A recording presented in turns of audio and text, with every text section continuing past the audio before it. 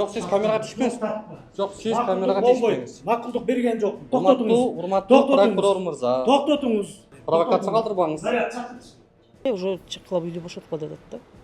А бизге жогорку соттун чечими келе элек. Кызматтык мекеме, Макул, мен сизди угайын. уруксат сурайсыздар. Мен түшүндүм. Ошондо макулдук берилет. Жолдош Эгерде прокурор. берилбесе тартканга болбойт. Жолдош прокурор, мага тыюу жөнүндө мыйзамды көрсөтүп коюңуз, мен токтотуп коеюн. Сиз мыйзамды үстөм кыла турган органсыз. Сиз мамлекеттик органдардан мыйзамдуулукту талап кыласыз. Маалымат массалык кызмат, маалымат массалык массалык Маселенин өзөгүнө өтпөйсүзбү? Сиздин үй боюнча. Sen менен өзөктү сүйлөшпөйм мен, бир билип кой. Сен менен өзөктү сүйлөшпөйм. Сен кимсиң мага айтчы? сурооңузду бериңиз. Колуңузду бир аз этикага ылайыктап. Сурооңузду Мага бериңиз. кыйкырбай. Сурооңузду бериңиз. Кыйкырбаңыз мага. Кыйкырган жокмун мен. Мыйзамда көрсөтүп турса. Неге ошол мыйзамды аткарбай, монтип бирөөнүн жалган буйругуна каттап койду? Не кыласыздар эми? Сөзгө конок бериңиз.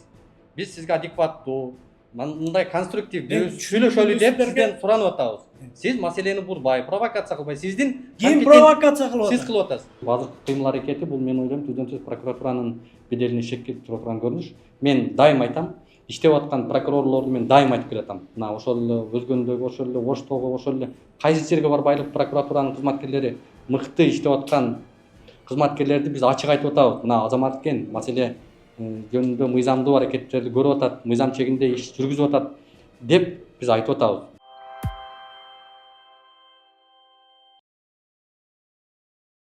Урматтуу Москва шаарындагы мекендештер, ден соолук өмүр булагы демекчи, үй бүлөңүздүн саламаттыгына да кам көрүүнү унутпаңыз. Айдент медициналык борборунда стоматология, гинекология, урология, терапевтин андан сырткары балдарды сүннөткө отургузуу кызматтарын сунуштайт. Менин катталуучуларым үчүн 20% арзандатуу жана рентген кызматтары акысыз болот. Ошондой эле ишемби күндөрү гинеколог, жекшемби күндөрү терапевтин кабыл алуулары бекер. Айдент медициналык борборунун эшиги 24 саат бою сиздердин кызматта. Дареги текстилшик метросу, Люблинская көчөсү 17, 3-корпус. Айдент. Ооруга асыл мекендеш. Заманбап үй кожойкелерине заманбап сунуш. Урматтуу туугандар, ашканада убакыт үнөмдөө үчүн жакшы каражат жыгыптыр. Колдонууга өтө жөнөкөй, ыңгайлуу, сабиз тураган, картошка фри тураган аппаратты биз сиздерге сунуштайбыз. Бул аппарат жеке эле үй ашканасында эмес, кафе, чайхана, фастфуд иштеткендерге дагы абдан жакшы жеңилдик болуп берет. Ошол эле учурда Кыргызда аш тойдо, маарика өткөрүүдө миңдин бири болот десек болот. 10-15 минутада 30 килограммга чейин сабиз же картошка фрини туурап жетишсе болот. Аппараттын жалпы баасы 6800 сом. Урматтуу туугандар, буйрутма берсеңиздер Кыргызстандын бардык аймактарына акысыз жеткизип берүүнү дагы кепилдешет. Эң негизгиси аппарат сиздерге жана жакындарыңыз үчүн узак убакыт бою кызмат кыларын кепилдешет. Толук маалымат алуу үчүн төмөндөгү номерлерге байланышсаңыздар болот. 0224 90 50 60, 0552 198 856. Ассаламу алейкум, урматтуу көрөрмандар. Мен азыр Жалал Абад облусуна караштуу Ташкөмүр шаарында турам. Тагыраагы келатам. Урматтуу көрөрмандар, эсиңиздерде болсо буга чейин мындан 2 жыл мурда Ташкөмүрдөгү Таш жүрөк кызматкерлер деген аталышта бир берүү чыгарганбыз. Ал берүүдө жалпысынан 700 000 киши көрүптүр. 30 000ден ашык киши ошол берүүгө жактырууну басыптыр. Жана ошол берүүнүн жыйынтыгын мына 2 жыл болсо дагы күтүп атабыз. Дагы деле чыга элек, дагы деле ошол жыйынтык чек кое элек. Бүгүнкү күндө мына бизге ошол Алымкулов Нурислам деген каармандын кайрылуусунда келдик. Сот аркылуу мажбур иретинде бүгүнкү күндө ошол чиедей балдар менен чыгаруу маселеси каралып атыптыр. Азыр биз дал ошол үй бүлөгө кирели, баралы, маселесин өздөрүнүн оозунан угалы, эмне дейт, кандай дейт, ага өзүңүздөр көңүл бурасыздар буйрса. Урматтуу көрөрмандар, биз азыр 33-2 дареги Ташкөмүр шаары Масалиев көчөсүнө келдик. Саламатсыздарбы? Аты жөнүңүздү, анан маселени коомчулукка белгилесиз. Мен Алымкулова Мадина Султанбековна ушул 2 жыл мурда 2022 жылы сен келип тапып кеткенден кийин бир топ иштер кичине өзгөрдү десем болот. Мисалга алсак, прокуратура тарабынан Өмүржан Бабатаев ушул үйгө берип койгон мыйзамсыз буйрукту Бабатаевдин берилген мыйзамсыз буйругу жокко чыкты. Себеби ал өзүнүн күнөөсүн мойнуна алып, кылмыш козголуп, прокуратурага келип сурак берип, мен туура эмес кылып коюптурмун, соттун чечимдерин карабай калыптырмын, маани бербептирмин деп келип күнөөсүн толугу менен мойнуна алган. 149 буйругу. 149 буйрук. Ошол буйруктун негизинде Мураталиевага аталган үй Мураталиев башка бир жаранга өткөн. менчигине өтүп кетип Ооба, атат. өткөн. Бүгүнкү күндө ошол буйруктун негизинде мамлекеттик каттоо органында турат. Дагы деле турат. Сот процесси жүрүп атат. Ооба. Эмне болду? Кандай маселе болуп атат эми? Эми бул жерде Бабатаев күнөөсүн мойнуна алгандан кийин кылмыш иши Азыр мындай кылбайлыбы? Көрөрмандарга кыскача окуянын чоо жайына бир мындай хронологиясына токтолуп койсоңуз да. Башында эмне болду эле? Азыр көрөрмандарга дагы мындай түшүнүксүз болуп калышы мүмкүн. Кантип бул үй талашка түшүп аткан, эмне болуп аткан? Кыскача бир маалымат бериңиз да. биз Сонбеков Абдрахмандан сатып алганбыз. 94-жылдан бери жашап атып, анан жашап жүргөнбүз жакшынакай эле. 2014-жылы Мураталиева мурунку жубайы, Сонбековдун мурунку жубайы келип бизге мэрия тарабынан мыйзамсыз буйруктарды, ордерлерди жасатып алып келип, бизди үйдөн чыккыла дейт. Анан ошол кезде атам сотко берип, соттошуп жүрүп, мыйзамсыз документ берген адамдар күнөөсүн мойнуна албагандыктан алар уже каза болуп кетти. Уже бул иштин айынан деп мындайча айтканда ден соолугуна байланыштуу ушул нерселердин айынан. Анан алар боюнча биз мынтип айтат элек, Мураталиева Айымбү атамдан акча алган. Үй үчүн эмес, жөн эле алып карыз катары алган. Ошол карызына берилген үйдү, квартираны мисалы мэриянын адамдары ушул үйгө баалап, ушул үйгө башма-баш алмаштырылып берилген деген менен адамдарды мындайча айтканда заблужденияга алып келген да. Мындай башын эметипчи, негизи ал Мураталиеванын атынан бизге өткөн квартира атамдан алган акча үчүн, карызы үчүн сот буруп берген. Эме Мураталиева мен төлөбөймүн, мен дагы деле бул Алымкуловдон эч кандай акча алган эмесмин деп танганда, эксперттер мойнуна коюп, соттор мойнуна коюп, сен алган экенсиң, тил катты жазган экенсиң деп, анан кийин атыңда квартира бар экен, ошону ушул карызың үчүн бер деп беришкен. Ал башка квартира. Ал башка квартира. Буга тиешеси жок. Буга тиешеси жок. Бул биз бул жерден тиги ээсинен сатып алганыбыз, Сонбековдон ушунча жыл жашаганыбызда ал эске алган жок. Болгон эле мындай адамдарды адаштыруу иретинде ушундук видео тартып чыгышкан. Түшүнүктүү. Силер тартып кеткенден силерге жооп кылып чыгарган. Кийин силер 2 жыл мурда келгенде ал иштин мындайча айтканда түйүнү жетип, ошол мыйзамсыз документ берген Бабатаев, Өмүржан Бабатаев деген киши прокуратура тарабынан суракка алынып, күнөөсүн мойнуна толугу менен алган. Күнөөсүн мойнуна алып, анан кылмыш козголуп, мөөнөт өтүп кеткендиги боюнча кылмыш иши кыскартылган. Бирок кыскартылгандан кийин деле мыйзамсыз документ берген адам күнөөсүн мойнуна алып аткандан кийин документтери да кошо мыйзамсыз болуш керек го. Тиги Мураталиеванын Айымбүнүн атындагы документтер кайра Жок, мындай кылалы. Азыр үй жөнүндө сүйлөшүп алалы. Үй 94-төн бери силер жашап келгенсиздер. 2014-жылы жана Айымбү деген мурдакы жубайы жанагы сатып алган кишиңиздердин кайра келет дагы сиздерден талашып баштайт, соттошуп баштайт, негиздеме кылып мэриянын бир документтери. Ал мэрияда кандай документ? Ордер боюнча. Ордер боюнча. Азыр урматтуу көрөрмандар, сөзүңүз аузуңузда. Могу жерде ордерди бир белгилеп кетели. Бул жерде Таш-Көмүр шаарынын мэриясы ордер чыгарып атат монтип. Бул кагазда ордерде номер 541-ордер деп чыгарган. Биз урматтуу көрөрмандар эмне үчүн бул маселеге көңүл бурдук? Анткени ушундай документтерди көрүп, чындыгында дал ушул жарандар бүгүнкү күндө укуктук жактан бурмаланып утулуп аткандыгын көрүп чыдаган жокпуз да. Мына жерде ордер турат. Таш-Көмүр шаарынын мэриясынын 2004-жылкы 12 февралдагы номер 541. Бул Мураталиева Айымбүбү деп могу жерде турат. Бирок биз мына ушул ордерди мэриянын өкүлчүлүгүнөн барып, түп нускасын таба алган жокпуз. Көрсөтүп бере алган жок. Муну укук коргоо органдарына дагы көрсөтүп бере албаптыр. Ошол эле учурда каттоо журналына, ордердин каттоо журналына дагы бул номер түшкөн эмес. Эң кызыктуусу, урматтуу көрөрмандар, эң мындай таң калыштуусу, мына ушул 541-ордердеги үй бүлө бул башка көчөдө, башка адамдын наамындагы үйгө катталып калган. Бирок мына ушул ордерди негиздеме кылат дагы соттошуп, соттон ушул ордерди негиздеме кылып биздин гумандуу соттор Ол негиздеме кылат дагы ушул үйдү наркы тараптын утушуна чечип берип коет. Кайра ал соттун чечимин жокко чыгаруу үчүн эми дала айдаган жылдар жылдап соттошуп, мына ушул үй бүлөдө эки адам түбүнө жетпей бул дүйнө менен кош айтышып да кетиптир да. Эми ушул жердеги ордердеги үй бүлөнүн аты жөнү ким болуп чыгып атат? Турдалиев Макайым деген. Мына могу азыр 541-деги каттоодогу мэриянын базасындагы ордер журналында Турдалиев Макайым. Турдалиев Макайым. Алда өзөп кетти. Турдалиев Макай деген адамдын үйүнө таандык ордерди мына ушул үйгө таандык деп жасалма жол менен мэрия ушундай чечим чыгарып берип атат. Адрес токтогула. Анан эми сиздерге мындай, сиздер сөзгө бир аз жакшы сүйлөй албай атасыздар. Мен көрөрмандар үчүн бир аз комментарий берип коеюн. 2017-жылы Бабатаев Өмүржан деген дал ушул Ташкөмүр шаарында мэр болуп иштеп турган кызматкер болгон.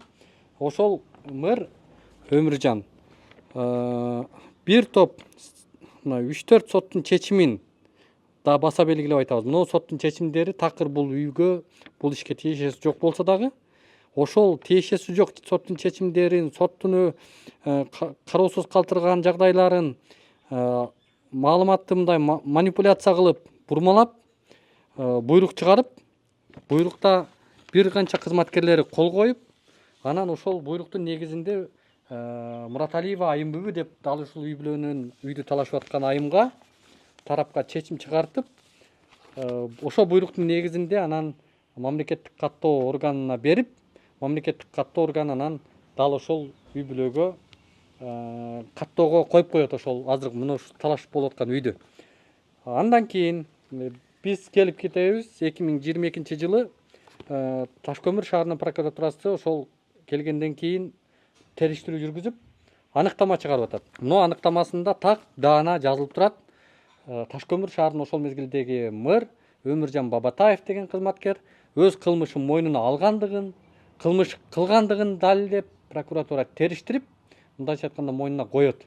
Мойнуна койгондон кийин кылмыш жаза кодексиндеги кылмыш жоопкерчилиги мөөнөтүнөн өтүп кеткендигине байланыштуу жоопкерчиликтен бошотот, бирок мына ушул чечим бүгүнкү күндө аныкталат. Тилекке каршы Ташкөмүр шаарынын прокуратурасы бүгүнкү күндө дал ушул чечим боюнча, өздөрүнүн аныктамасы боюнча мындан аркы аракеттерди жүргүзбөй бүгүнкү күнгө чейин кармап отурат. Бүгүн биз ушул маселелер боюнча Ташкөмүр шаарынын прокуратурасына, мэриясына, ошол эле мамлекеттик каттоо органдарына бериле турган бир топ суроолорубуз бар. Мына ошол маселелерди бергени келдик. Азыр чынын айтканда дал ушул үй бүлө мына бүгүн эртең деп сот аткаруучулар үйдөн мажбур иретинде чыгарууга, жаш балдары менен ошол көчөгө чыгарып коюуга белсенип турган учуру. Мындай кызылдай документтер, кагаздар, фактылар биздин ушул Ташкөмүр шаарынын прокуратурасына, укук коргоо органдарына негиздеме болуп бербей атат. Көз жаздымда калтырып, көңүл сыртындагы иш катары же кызыктар адам катары мындай маселеге чекит койбой келатат да. Азыр эми ушул Ташкөмүр шаарынын прокуратурасына берилүүчү бир топ суроолорубуз бар. Анан сиздердеги мына акыркы чечим кандай деп чыкты, эмне болуп чыкты? Маалыматыңыздар барбы? Бизге келелек дали. Биздин колубузга тиелек, биз тарап эмессиңер деп бизге жөнөткөн жок. Бирок сот аткаруучулар эмне деп атат? Сот аткаруучулар уже эмени биз жандандырдык. Үйдөн чыгарууну мажбурлоо иретинде үйдөн чыгарууну жандандырдык. Келип кагазыңарды алып кеткиле, уже чыккыла үйдү бошоткула деп атат да. А бизге жогорку соттун чечими келелек. Аларга келиптир. Эми мына маселенин өзөгү учкай сиздерге мындай маалым болду окшойт. Мындан аркы жагдайды, мындан аркы маселени биз дал ошол шаардык прокуратурага барып суроолорубузду салабыз.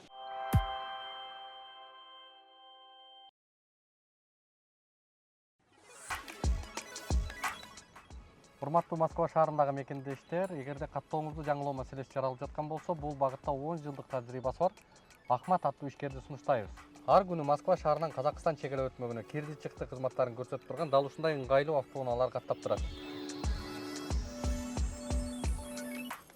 Коопсуздук талаптары сакталган ар дайым тажрыйбалуу айдоочулар сиздердин кызматта. +7 977 110 34 11.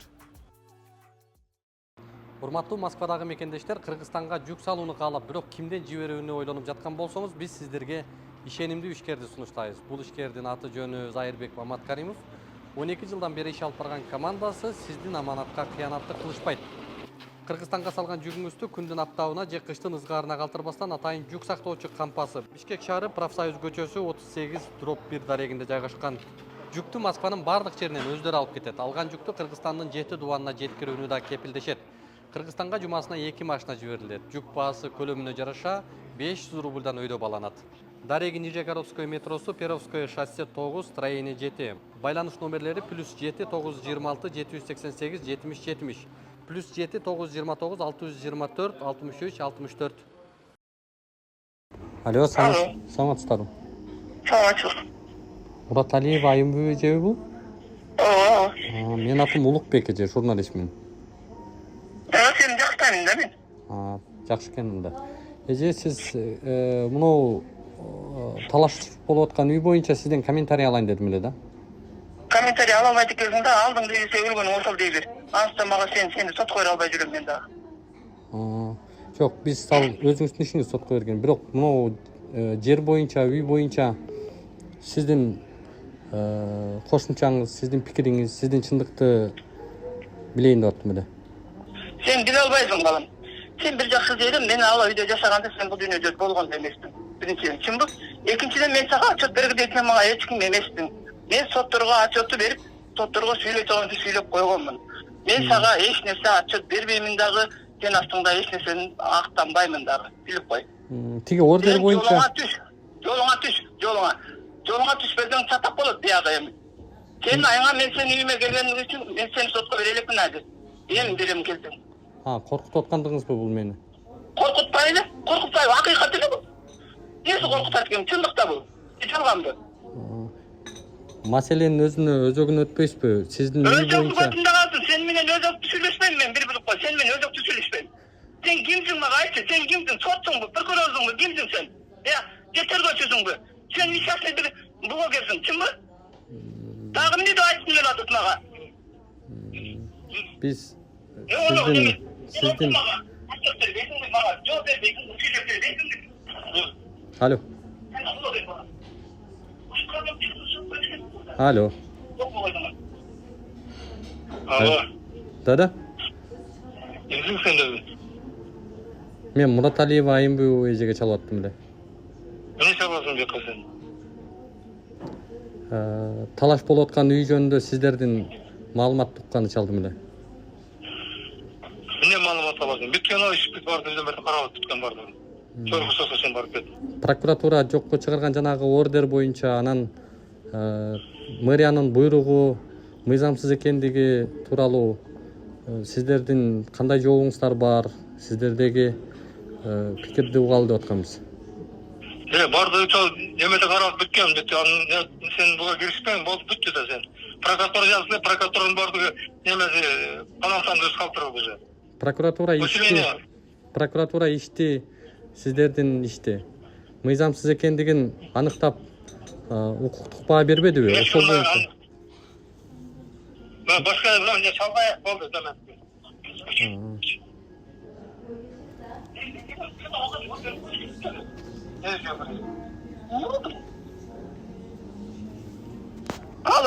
Алло. Сен оюңду эмне дейсиң? Мен да запись кылып алайын бияка. Тиги прокуратура чыгарган чечимди, андан сырткары мэриянын ДМСтеги 541 ордери мыйзамсыз экендиги ачыкталбадыбы? Анан ошол боюнча сиздер кандай комментарий бересиздер? Качан ачыкталды? Ким ачыктады аны? Эч ким ачыктаган жок, бир жакшы жер билип ал. Прокуратура. Мен азыр кып-кызыл нерсеме тийип турсуң. Азыр мен сени ускорый чакырып, сени сотко берем мен. Үйүң болсо жазылды бардыгы. Сен кимсиң? Айтчы, сен кимсиң? Мен эч ким эмесмин, маалымат алган чалып атам сизден. Oldu. Sen ikinci manga çalbanın. Uşu çalganın için de cevap verirsin hadi sen. Макулуңуз сөзүңүз билесиз. Жакшы туруңуздар. Урматтуу көрөрмандар, маселени азыр Ташкөмүр шаарынын прокуратурасынан баштадык. Анткени өзүңүздөр билгендей, жогорудагы 149 буйрукка негиз болгон соттук актылар Мурат Алиеванын менчигине таандыкпы деген ошол эле учурда ошол мезгилдеги мэр Бабатаевдин 149 буйругу мыйзамдуулугун 541 Ташкөмүр шаарынын мэриясынын чыгарган негиздеме кылган ордери канчалык тиешеси бардыгын, ошол эле учурда бул иш боюнча Ички иштер министрлиги кандай укуктук баа берип, кылмыш жоопкерчилигин тийиштүү кызматкерлерге жалпы эле ушул иштин укуктук баасын кандай аныктады? Азыр прокуратуранын өзүнөн маалымат алалы, жүрүңүздөр.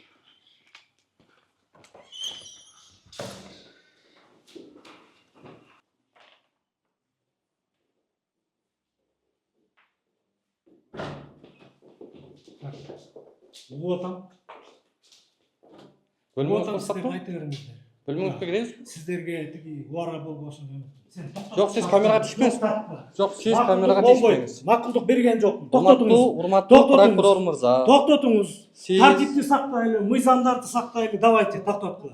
Токтоткула дейм. Сиз мына провокация калтырбаңыз. Токтотуңуз. Провокация калтырбаңыз. Заряд чакырчы.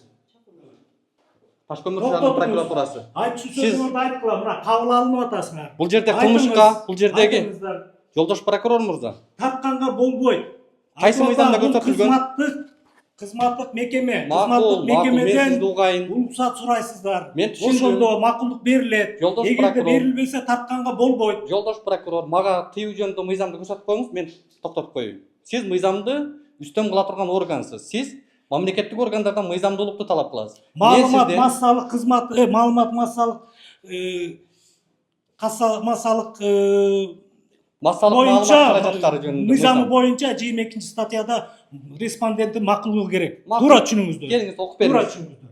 Окуп бериңиз, мен Туура окуйм. түшүнүңүздөр. Мен сиздерге айттымбы, керекпи? Ал Карап мыйзам алыңыздар. таптакыр бизге Карап тиешеси жок. алыңыздар. Тиешеси жок бизге Карап мыйзам. алыңыздар. Эмне үчүн тиешеси? Сиз негиздеме кылып аткан мыйзам Эмнеге тиешеси? мага жок сизге? таптакыр тиешеси жок. Жок, эмне тиешеси? Ал жок? мыйзам бул мамлекеттик орган, бул жер ачык орган мамлекеттик. Жок, угуп коюңуз. Сиз мамлекеттик ачык органды мекемеде жүрөсүз. жабык мекемеде кылып алдыңызбы, кандай? Токтотуңуздар. Токтотуңуздар. Сиз Эмне жолдош сурооңуздар бар? Айтыңыз. Бактыбек Кыдырмышевич, Жок, айтыңыздар. Эмне суроо? Бактыбек Кыдырмышевич, Бактыбек Кайрылыңыздарды айтыңыз. Бактыбек Кыдырмышевич, Кайрылыңыздарды сиз угасызбы айталы, айтыңыздар. айталы, угасызбы? Айтыңыздар. Бул жакта мындан 2 жыл мурда келип, дал ушул жерден сүйлөшүп кеткенбиз.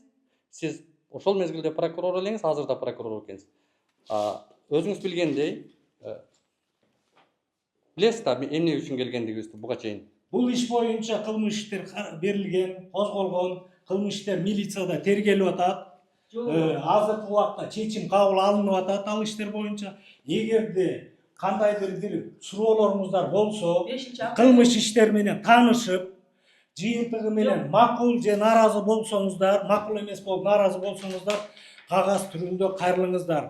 Ошол кагаз түрүндө кайрылганда биз мыйзамга ылайык ошол иштерди суратып алып туруп, изилдеп карап туруп анан жооп беребиз. Түшүндүңүздөрбү? Бактыбек Кыдырмышевич, сиз эми бир бул сиздин жеке менчик Жок, монополиядагы мекемеңиз эмес. Суроону негизинен коюп атам. Мен сизге айтыңыздар эмне мен сизге дагы бир жолу суранып өтүнүп атам. айтып атам мен Муну сиздерге. башкы прокуратура сиздин кыймыл аракетиңизге укуктук баа бериши керек.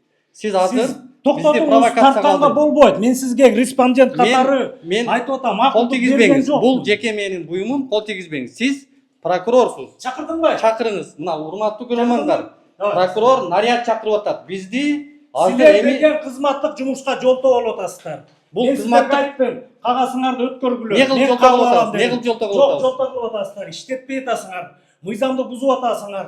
Макулдук албай кирип келип атасыңар. Туура эмес булуңар. Айтып коеюн. мынакей. Урматтуу башкы прокуратура. Ким экениңерди тааныштырган да жоксуңар. Сиз таанышканга чейин саламдашпай атпайсызбы биз менен? Токтотуңуздар.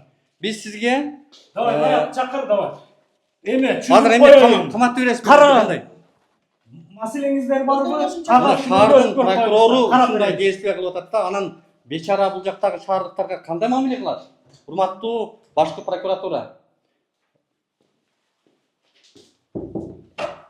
Жолдош прокурор, биздин маселебизди угасызбы? Сиз деген мен айттым мен сиздерге. Туура түшүндүрдүм. Сиз мынау боюнча өткөрүп коюңуздар. Мынау боюнча сизге Азыр суроолор бар. дегенчи кайрылгандан кийинчи мындайда туура түшүнүңүздөр. Эгерде бул маселе боюнча бардыгы изилденип окулууга жатат. Bunun bari толук окуп туруп анан жооп берилүүгө жатат.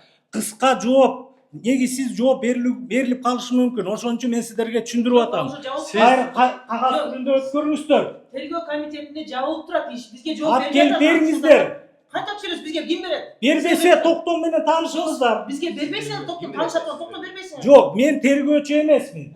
Ишти мен алып барбайм. Туура түшүнүңүздөр. Азыр Уголовно процессуальный кодекстин негизинде тергөөчү өз алдынча бет. Ал өзү чечим кабыл алат. Барып таанышсаңыздар болот. Туура түшүнүңүздөр. Ошол чечимге нааразы болсоңуздар, келип кайрылсаңыздар болот. Жолдош прокурор, биз азыр маселеге чейин азыр туруп турсаңыздар. Мен мындай кылалычы. Жолдош прокурор, сиз сөзгө конок бериңиз. Биз сизге адекваттуу, мындай конструктивдүү сүйлөшөлү деп сизден суранып атабыз. Сиз маселени бурбай, провокация кылбай, сиздин ким провокация кылып сиз атат? кылып атасыз. Ким эч ким провокация кылган жок. Камерага Мен сиздерге түшүндүрүп атам. Суроо бергенибизге Мыйзамды түшүндүрүп атам сиздерге. бизге суроолорубузга тоскоолдук жаратып, биздин маселебизди укпай атасыз. Түшүндүрүп бердим. Биз сизге суроо берип атабыз. Мен сизге азыр түшүндүрүп бердим. Жолдош прокурор мырза, сизге 2019-жылдагы соттун чечими боюнча прокуратурага өтүнүч арыз менен Алымкулов Нурсултан арыз жазган. Номер 33-2 деген кат менен. Мына кат турат. Мына ушул катка кандай деп прокуратура чечим чыгарды? Ошону жооп берип коесузбу бизге? Угуп коюңуздар. Бул кишилердин арыздары каралып, бир эмес 2 кылмыш иши козголгон. Азыр ал кылмыш иштери боюнча чечимдер кабыл алынды. Эгерде нааразы болсоңуздар, келип коюңуздар. Жок, токтоңуз. Эгерде нааразы болсоңуздар, тергөө органына кайрылыңыздар, ошолордон аласыздар, таанышасыздар. Нааразы болсоңуздар, бияка кайрыласыздар. Тергөөнү ким көзөмөлдөйт? Барыңыздар, тергөө органына барбайсыздарбы? Бияка келбей тергөө органына барбайсызбы? Барыңыздар. Тергөө органын көзөмөлдөөчү орган сиз. Барыңыздар. 30-апрель жабылып кетти. Азыр мындай кылсаңыз. Барыңыздар, таанышыңыздар. Нааразы болсоңуздар, кагаз түрүндө жазып Жолдош өткөрүңүздөр. прокурор, Түшүнүңүзбү? биз тергөө жөнүндө, азыр тергөөчүнүн функциясы жөнүндө, Жолдош прокурор, такташ керек. биз тергөөчүнүн ыйгарым укугу жөнүндө суроону сизге бербейбиз. Биз сизге прокурордун ыйгарым укугундагы тиешелүү суроолорду беребиз. Сиз маселени РОВДга, ГОВДга бурбай, бизге азыр прокуратурага тиешелүү, прокуратуранын кандай иштерди жасагандыгы тууралуу официалдуу кагаз түрүндө жооп берип коюңузду өтүнүп атабыз. Сиз маселени бурбай, өзүңүздүн ишиңизде жооп берип коюңуз. Жооп берем. Кагаз түрүндө өткөрүп коюңуздар. Каерде көрсөтүлгөн кагаздан башка ооз-2 кайрылса болбойт деп. Мен деген алыңарды деле ооз-2ни деле азыр деген өзүмө түзүп кириштеп алам. Жок, токтоңуз. Мен өзүмдүн ыйгарым укугум менен өзүм кагаз түшүндө чүрүп киргизип алам. Киргизип алсаңыз биз берели. Түшүндүңүзбү? Жок, токтоңуз. Мен өзүмдүн жумушумду өзүм кылам. Сиз кылбайсыз. Мен сиздин жумушту кылам деген жок. Мен сизге суроолорду Муну кагаздарга түшүндүңөрбү? Тергөө органына барып таанышып Жок, келиңер. биз тергөө Наразысыңарбы, кагазыңарды өткөрүп койгула. Биз тергөөгө барган жокпуз. Биз прокуратурага келип атабыз. Дагы бир жолу айтам. Биз тергөөчүнүн ыйгарым укугундагы суроолорду эмес. Биз сиздин ыйгарым укугундагы суроого келдик. Кылмыш иштерди айтып атасыңар. Жолдош прокурор мырза, биз кылмыш иш жөнүндө тергөөчүнүн функциясын сурабайбыз сизден. Азыр ушул нарядтагы келсин, аны да фиксировать этели. Прокуратуранын ушундай кылганга действия кылганга аракети ыйгарым укугу жетеби? Түшүнбөй атасыңар. Биз иштедик. Түшүндүрүп атам мен сиздерге. Биз сизге иш күнү, иш мөөнөтүндө сиздин ишке тиешелүү маселе менен келип атабыз. Мен айтып атам, түшүндүрүп атам. Макул, карап берейин. Жолдош прокурор мырза, мыйзам чегинде өткөрүп коюңуздар. Болбосо. Мен өзүм азыр ооз-2 кайрылды деп кириштеп алам.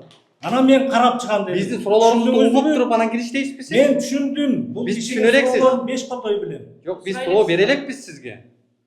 Биз суроо бере элекпиз. Кайсына кириштеп аласыз сиз? Кайрылууңарды мына тергөөнү айтып атат.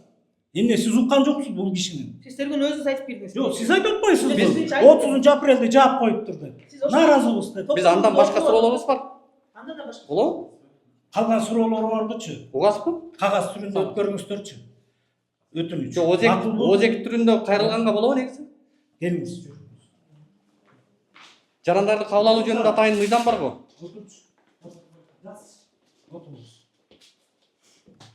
Айтасыз, Сиз жазыңыз да. Жок, Сиз отуруңуз, кабыл жазабыз биз. Жазабыз. жазыңыздар анда. Жазшы. Мынакей бул жакта прокуратура өзгөчө кабыл алып атат бизди, урматтуу көрөрмандар. Сиз алдыга тоскоол кылбай коюңуз. Жок. Камерага тийишпеңиз. Жолдош прокурор мырза, сиз жок ал. Отур. Ага тийишеңиз жок ал. Сиз эмне? Киргизбей. Сиз кандай кылмышты? Отур. Давай, отуруңуз. Жок, мени мага буйрук жазамыз. бербеңиз. Буйрук бербеңиз. Эч кимиңиздер тийишпеңиздер. Камерага Жок, тийгенге мен сиздин сизге мүмкүнү орун жок. берип атам. Мен отурбай эле суроо берем. Айтыңыз. Жаз. Бактыбек Кыдырмышевич, жолдош Ташкөмүр шаарынын прокурору. 149 буйрукка негиз болгон соттук актылар Мураталиеванын менчигине таандык бекен? 149 буйруктагы актылар. Жазыптырмы? Жаздым. Дагы сурооңуз. Жок. Дагы Жооп сурооңуз. алабыз да, жок. Суроону жазып атасыз. Жазып атабыз сурооңузду. Биз ушул суроого жооп ала алалы. Айтыңыз, мен Озеки жооп бере аласызбы же каттуу Мен берем? жооп берем сизге. Аха. Биринчи суроо ушул. Жооп бериңиз. Айтыңыз.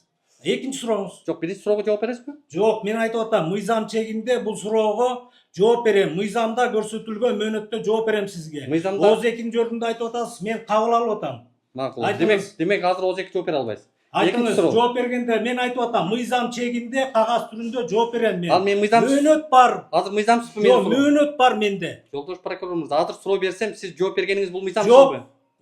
Жок, мен жооп берем, мен силерге айтып атам. Сиз деген сөздү Мыйзам чегинде деп атпайсызбы? Мыйзам чегинде сизге кагаз түрүндө мен жооп берем. Жок, азыр мен суроома жооп Сиздин берсеңиз мыйзамсыз болуп калабы. сурооңузду биз изилдеп бардыгын тактап Демек, жооп демек беребиз. такташыңыз керек экен, түшүнүктүү.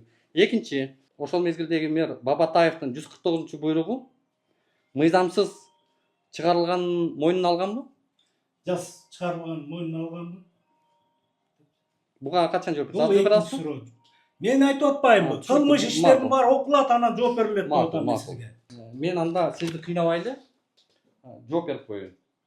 Мынау ошол мезгилдеги Бабатаев кылмыш кылгандыгын мойнуна алып, Сизден аны сураган жокмун. Сиз мына сурооңузду бериңиз. сиздин кат менде Жок, турат да. сурооңузду бериңиз. Суроолоруңузду бериңиз. Сиздин кат менин Жок, колумда. суроолоруңузду бериңиз. Жок, Мен сизге айтып атам. танышсаңыз Сиз болот. кайрылып атасызбы? Ооба. Суроңузду бериңиз. Жолдош прокурор, Суроңузду бериңиз. колуңузду бир аз этикага ылайыктап, мага Суроңузду кыйкырбай, бериңиз. кыйкырбай. Суроңузду бериңиз. Кыйкырбаңыз мага. Кыйкырган жокмун мен. Мындай. Мен ушундай Мамлекеттик кызматтын этикасын сактаңыз. Давайте, суроңузду бериңиз. Мага буйрук бербеңиз. Мен буйрук берген жокмун. Сиз кайрылып атасыз. Колуңузду бир аз Сурооңузду бериңиз. этикага ылайыктап, разборкага келген жоксуз. Суроңузду бериңиз. Жолдош Разборка прокурор эмес бул деген. Сиз кайрылып атасыз. Сиз кыйкырбай, маселени угуңуз. Сурооңузду бериңиз. Суроңузду. Биздин кызматтык Макул. убакытты алып атасыз. Сурооңузду бериңиз эртерээк. Сиз кызматыңызга тиешелүү суроо берип атам. Айтыңыз, Сиз угууга эртерээк, милдеттүүсүз. эртерээк айтыңыз. Экинчиси, Бабатаев кылмыш кылгандыгын мойнуна алыптыр. Мойнуна алып, анын эскирүү мөөнөтүнө Сиз киргендигине. сурооңузду бериңиз. Мен суроо берип атам. Мен суроо берип атам. Бүтүп атабы, кандай болгонун аны айтпай эле коюңуз. Мына прокуратура сиздер 30/12/2022 жылы аныктап атасыздар. Мен суроо берип атам сизге. Мына аныктамада Бабатаев деген ошол мезгилдеги мэр кылмыш кылгандыгын мойнуна алып, мойнуна алгандыгын могу жерге тастыктап сиздер жазып атасыздар. Мойнуна алып, эскирүү мөөнөтүнө жаткандыгы үчүн кылмыш жоопкерчилигинен бошотупсуздар. Эми суроо сизге, жолдош прокурор мырза, Бактыбек Кыдырмышевич, айтсаңыз, мына ушул жерде ошол мэр кылмыш кылгандыгын мойнуна алса, сиздер жооп берип атсаңыздар, кылмыш кылыптыр деп. Андан кийинки действияңыздар эмне болду? Токтом турабы алды жерде? Ооба, аныктап атасыздар. Ал мойнуна алып атат. Кандай чечим кабыл алынды? Кийинки сурооңуз. Жооп бере аласызбы? Кийинки сурооңузду. Жок. Сурооңузду бериңиз. Жок, суроого жооп бере Сурооңузду аласызбы? бербейсизби? Жок, жооп бербейм. Мен бардыгын изилдеп туруп, кылмыш изилдеп ишин окуп туруп жооп берем сизге. Түшүнүктүү. Экинчи сурообуз ошол болду. Могу жерде кылмыш ишин мойнуна алып, бирок эскирүү мөөнөтү киргендиктен бүгүнкү күндө Бабатаев жоопкерчиликтен бошотулуп, бирок прокуратура бир дагы мэрияга, госрегистрга, мамлекеттик каттоо органына, демек могу токтомду мыйзамсыз деп таанып аткандан кийин мэрия өзү, мэр, демек анын токтому бүгүнкү күндө күчүн жоготуш керек эле госрегистрдан. Госрегистрдан күчүн жоготпой, бүгүнкү күндө кайсы бир жанагы Мураталиевага таандык болуп каттоодо турат дагы деле. Жазып койчу. Каттоодо турат. эме сот аркылуу каралып. Хорошо айтып бериңиз. Сиздер жогорку сотко жазган 2019 жылдын 17 июнундагы токтомуна карата кассациялык доону берип атасыздар. Бүгүнкү күндө аны туура эмес деп, дооңуздар туура эмес, маңызы туура эмес деген үчүн кайра соттун чечими чыгып, маңызын оңдогула деп сиздерге кайтарууга жиберген.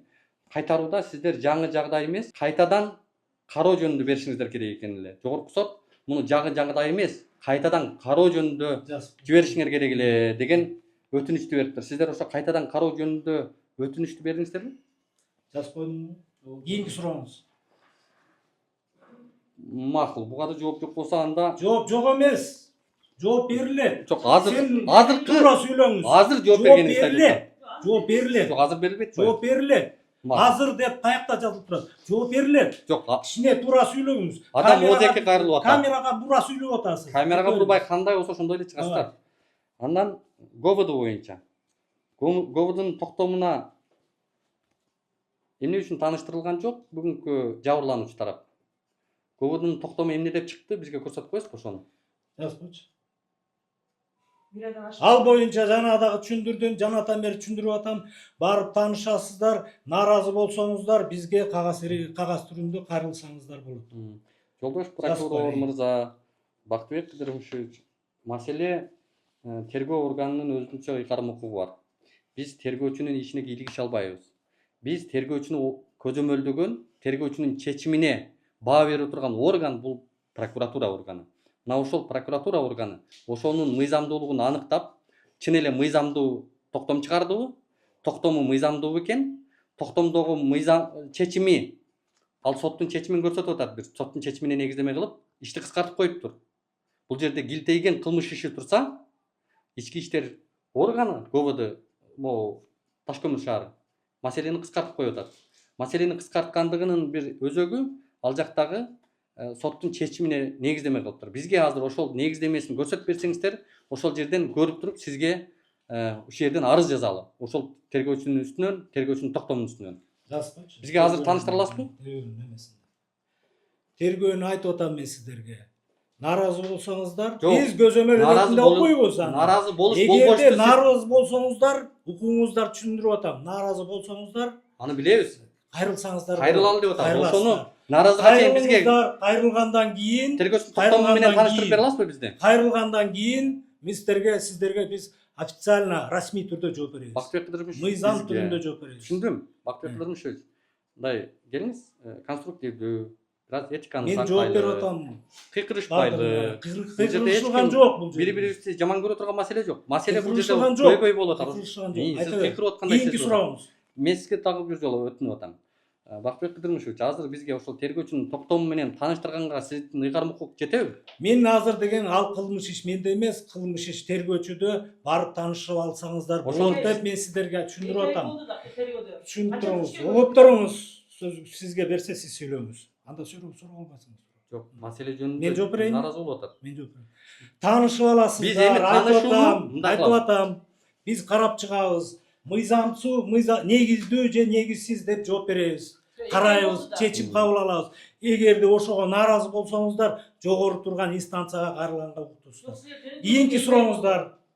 Менин суроом, аке. Менин суроом. Кое туруңуз. Менин суроом эмесинчи, жок, менин суроом.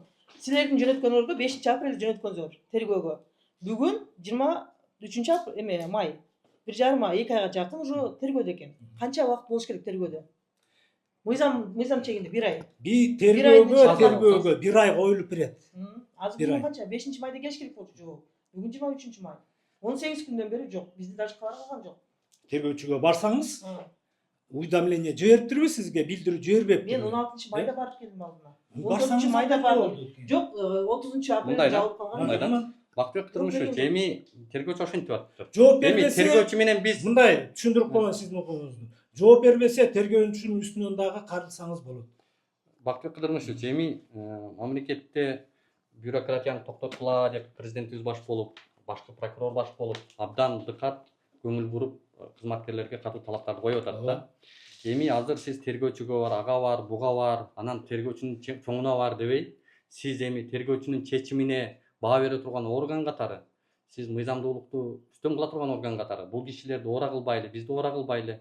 Азыр сиз жардамчыларыңызга айтсаңыз, тергөөчү ушул жерге токтомду алып келип сизге тааныштырганга милдеттүү да. Бизге ошентип тааныштырбайсызбы? Анан ошол жерден тергөөчүнүн чечимине нааразы болсок, бул жерден арыз жазалы дагы тергөөчүнүн токтомун буздуралы. Мында кылмыш иш тергөөчүнүн колунда. Тергөөчү кылмыш иш үчүн жооп берет. Ошон үчүн мен сиздерге айтып атам, мен кылмыш ишти алып мен сиздерге тааныштырганга укугум жок. Ал кылмыш ишке токтоп туруңуздар. Барып туруп ошо кылмыш иштин ичинен таанышып алыңыздар. Укуктарыңыздарды түшүндүрүп атам. Нааразы болсоңуздар келип арыз жазыңыздар. Мыйзамда көрсөтүлгөн тартипте жүргүзүңүздөр ишти. Болду. Эми Башка иш. биз мыйзамды түшүнгөн киши катары, Кийинки сурооңуз барбы? юридикалык сабатыбыз болгон адам катары биз сизге мыйзамдуу талаптарды эле айтып Мыйзам атабыз. чегинде Мыйзамдуу ыйгарым укугубузду Мына. сизден суранып атабыз. жазып алдык. Мыйзам чегинде Бакытбек тарап Кыдырмышевич, туруп мыйзам азыр бизге бир эле жооп жооп берип коюңуз. Тергөөчүнүн токтому менен сиз тааныштырганга ыйгарым укугуңуз жетеби? Бизги тааныштырып бере аласызбы? Биз сиздердин кайрылууңуздарды карайбыз, кылмыш ишти чакыртабыз, окуп чыгабыз. Жок, токтомду. Токтомду да окуп чыгабыз. Ошондо баардыгын карап чыгып туруп, кылмыш иш боюнча бул тараптын бизге азыр процессуалдык тарап кандай абалда экенин баардыгын карап, изилдеп чыгып туруп, анан ошондо чечим кабыл Анда алабыз. бизге азыр Биз ошондо чечим кабыл алабыз. токтомду бизге азыр Биз азыр деген бир кандайдыр бир шашып туура эмес чечим кабыл алып алсак, Жок. мыйзамга жатпай калат. Ошону туура түшүнүңүздөр. Үйдөн Ошон үчүн баардыгы изилдениш керек. Уксаңыз аке. Үйдөн чыгарып воспитание кылыпчы. Эмес. Ал соттун Сиз чечими. сүйлөтөсүзбү адамды? Соттун чечими. Жок, сиз сүйлөтөсүзбү дейм. Сотто каралып атат. Бакытбек Кыдырмышевич, бул жакта бир үй бүлөнүн чиедеги балдары менен көчөгө чыгарып коюу маселеси каралып атат. Бул Бүгүн эртең. мындай жай баракат иш эмес. Биз соттун чечимине эч ким кийлик иш Соттун албайт. чечими. Ал соттун чечими. Бакытбек Кыдырмышевич, биз соттун чечимине кийлик иш деген суроо бере элекпиз сизге. Биз сизге өзүңүздүн ыйгарым укуктагы суроону берип атабыз. Сиз өзүңүз кийлик ишип кетип атасыз соттун чечимине. Бул жердеги суроолорду бериңиздер. Биз сизге суроо берип атабыз. атабыз. Чечим, соттун иши. Бакытбек Кыдырмышевич, азыр бизге тергөөчүнүн токтому жөнүндө тааныштырып бере аласызбы? Мен сиздерге айттымбы, азыр жооп бердим. Кылмыш ишин алдырабыз, баардыгын окуп чыгабыз, андан кийин мен сиздерге расмий түрдө жооп берем. Бул кишинин процессуалдык тарабын окуп чыгып тактайбыз. Ошонун негизинде, токтоңуздар, ошонун негизинде гана токтом берилеби, берилбеби, тааныштырылабы, ошондон негизинде гана чечилет. Макулдуубу? Туура түшүнүңүздөр. Жок, токтом чыгыптыр да. Токтом чыкса биз айтып атпаймынбы? Кылмыш ишин окуп чыгып бул киши Жок, токтоңуздар. Процессуалдык мыйзамдын негизинде бул кишинин статусу аныкталыш керек ал иште. Ал иштеги статусун аныкталгандан кийин эгерде жабырлануучу болсо бул кишинин укук милдеттери болот.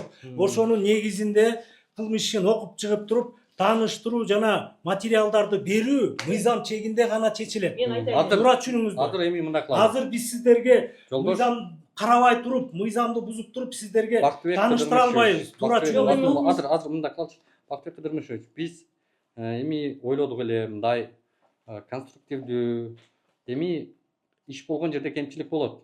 Биз айтабыз, силер кемчилик кетирбешиңер керек, силер антпешиңер керек деген сөздү айткан жокпуз. Кемчилик кетип калышы мүмкүн, адамдык факторлор болот. Адамдык ресурстарда бул нерсе кадыресе көрүнүш. Биз айтып атабыз, макул бир кемчиликтер кетсе кеткендир. Бирок мындан аркысын ошого дыкаттык көңүл бурууну талап кылып, биз ошол нааразы болуп аткан тарап бир үй бүлө бүгүн көчөгө чыгып калуу коркунучу турат. Мына бүгүн эртең деп чыгарып атыптыр аларды. Анан мына ушундай кырдаал жаралып атканда, тергөөдөгү айрым моменттер эске алынбай калып атканда, мына могу жерде ордер турат. 541 деген ордер. Бул ордердеги суроо берип атасызбы? Бул ордердин жашоочусу бул үй бүлөгө таптакыр тиешеси жок болуп атат. Тергөөдө прокуратура ушуну аныктадыбы, аныктабадыбы? Мына ушул суроолор. Анан бул жактагы Дагы сурооңуз. суроо жогорку соттун кассациялык өтүнүчүңүздө жабырлануучунун өтүнүчү сиздерге Жазылды.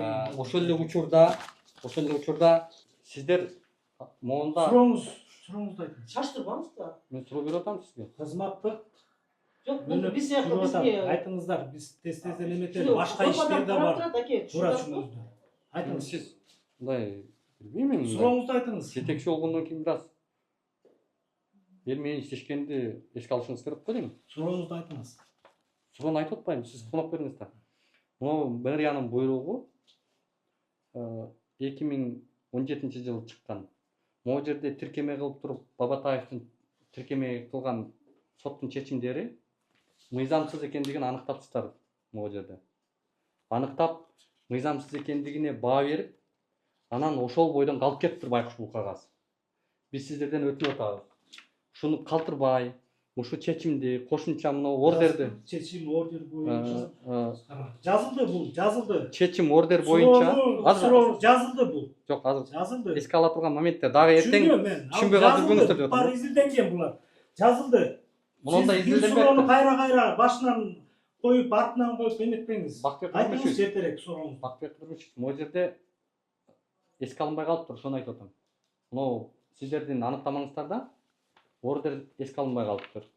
Ошол эле учурда мамлекеттик каттоо органына баа бербейбиздер. Ордер эске алынбай калган деп. Мамлекеттик каттоо органына сиздер баа бербейсиздер.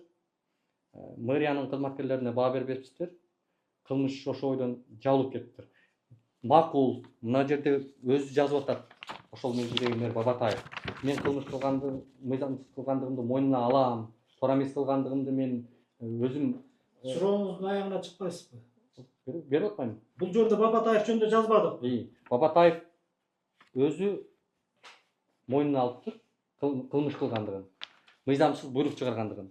Демек, мыйзамсыз буйрук чыккандан кийин могу жердеги госрегистрдин мыйзамсыз буйрук чыккандан кийин госрегистрдин каттоосу турат. Ошол мыйзамсыз буйруктун негизинде бүгүнкү күндө мамлекеттик каттоо органы ошол жаранга үйдү каттап отурат.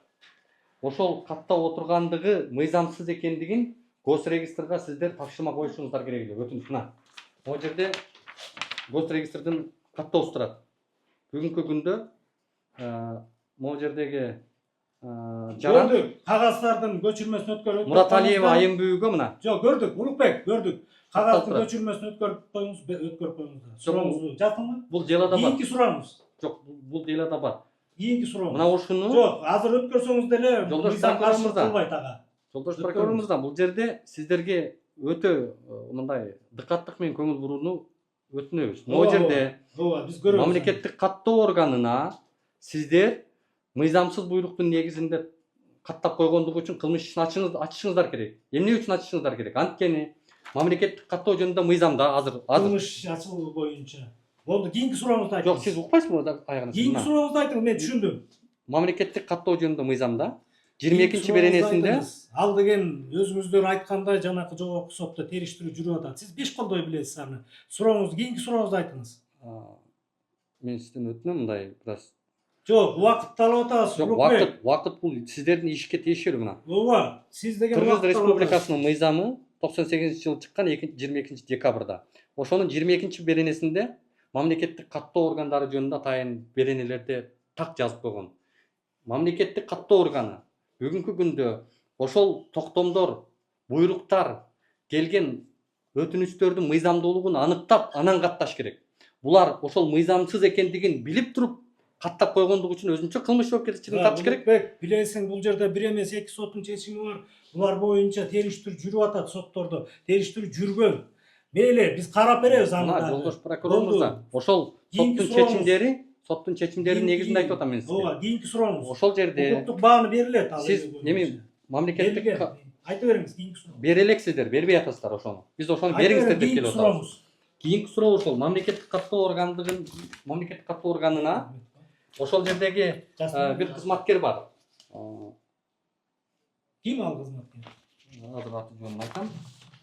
Абыкенова Нурзада деген кызматкер бүгүнкү күндө кызмат ордунан башка жакка которулуп, башка жерде иштеп атыптыр. Ноокендеби бир жерде.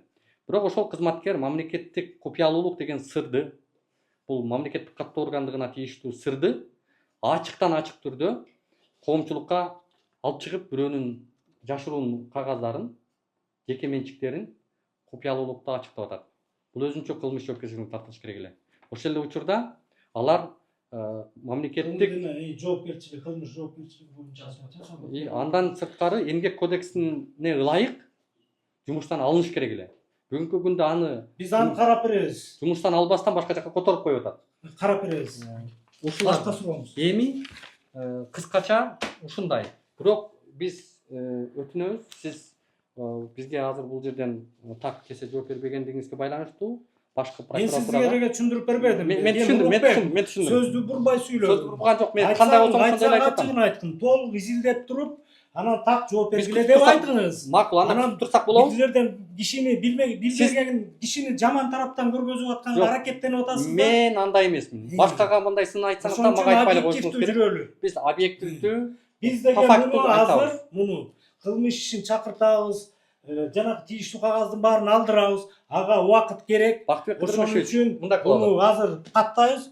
Анан мыйзамда көрсөтүлгөн мөөнөттө сиздерге жооп беребиз. Сиз дагы мага Түшүндүңүздөрбү? нааразы болбоңуз, капа болбоңуз. Мен Жок. сизге, Сиз укугуңузду колдонуп атасыз, андай маселе жок. мен сизге азыр сиздин алыстыгыңыздан өтүп коеюн.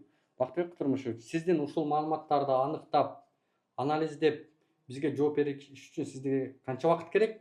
Биз күтүп отурсак болобу жокпу? Жок, Же сиз мен сиздерге айттым. Мыйзамда көрсөтүлгөн мөөнөт бар, кылмыш иштерин чакыртып алыш керек. Андан сырткары дагы жанакындай маселелерди айттыңар. Соттун чечимин суратып алып, анын баарын изилдеп, баардыгын талдап окуш керек. Ошонун негизинде анан негиздүү жооп бериш керек. Аны үчүн убакыт керек. Туура түшүнүңүздөр. Ошон үчүн мен сиздерге айтам, мыйзамда көрсөтүлгөн мөөнөттө жооп берем деп атам. Ошо мыйзамда канча мөөнөт көрсөтүлгөн? Мен сизге айтып атпаймынбы, 14 күн мөөнөттө мен сиздерге жооп берем. 14 күн ичинде. 14 күн ичинде. 14 күндүн ичинде. Сизге токтом алып келип бердик. 14 күндүн ичинде жооп беребиз. Азыр Туура түшүнүңүздөр. Бул биз канча тез карап эметсек, сиз 14 күн ичинде карап чыгыңыз. 2 күнбү карап чыгабыз. Бүтөөрөр менен биз жооп беребиз. Эгер азыр сиз ошол 14 күн ичинде жооп беришиңиз керек. Мыйзамда көрсөтүлгөн 14 күн. Бирок 14 күн ичинде жооп бергичеңиз бул үй бүлөнү көчөгө чыгарып койсо эмне кылабыз? Ал сотко кайрылуучу маселе, Улукбек. Өзүң ушундай грамотный баласың, сотко кайрылыңыздар маселе, Макулбу? Сотко биз Бул эмес. мен киргизчү маселе эмес. Менин компетенциямда эмес бул маселе. Выселение деген сотто каралып атат. Сотко кайрылыңыздар. Биз сизге Сурооңуздарда баардыгын алдык. Боштуктар. Сиз мына суроо боюнча Мына сурооңуздарды алдык, Улукбек. акыркы суроо. Сиз Жаз. соттун чечими деп атасыз. 2019-жылкы соттун чечимине кийлигише албайм деп атасыз. Кийлигише албайм деп атасыз. Азыр сиздердин ыйгарым укукта түздөн түз көрсөтүлгөн кассациялык доо арыз беришиңиздер керек. Кайрадан кароо жөнүндө. Сиздер ошонун кайрадан кароо жөнүндө бербей кечиктирсеңиздер, бул үй бүлө көчөгө чыгып калып атат. Ошон үчүн Жазып койчу. сиздер кассациялык Карап доо беребиз. арызды беришиңиздер керек эле. Андан сырткары азыркы мына бул жакка наряд чакырыпсыз. Эмнеге чакырдыңыз? Бул жөнүндө маалымат алгалы. Мен силерге түшүндүрдүм. Жооп бер, сурооңорду алдыкпы? Ооба. Болду. Бул жак эмне кылат? Бошотуңуз мекемени. Бошотуңуз мекемени. Бошотуңуз. Улук. Түшүнүңүз, кабыл алдык бардык сурооңорду. Жок, биз азыр сизден Эгер эметпесеңер, давайте. Эмне кыласыз? эмне кыласыз? Сиздерди эмнеге чакырды? Мен өзүм Улукбек атын. Мен Таш көмүр шаарынын ички иштер бөлүмүнүн тергөө кызматынын улук тергөөчүсү милициянын лейтенанты Рыскулов.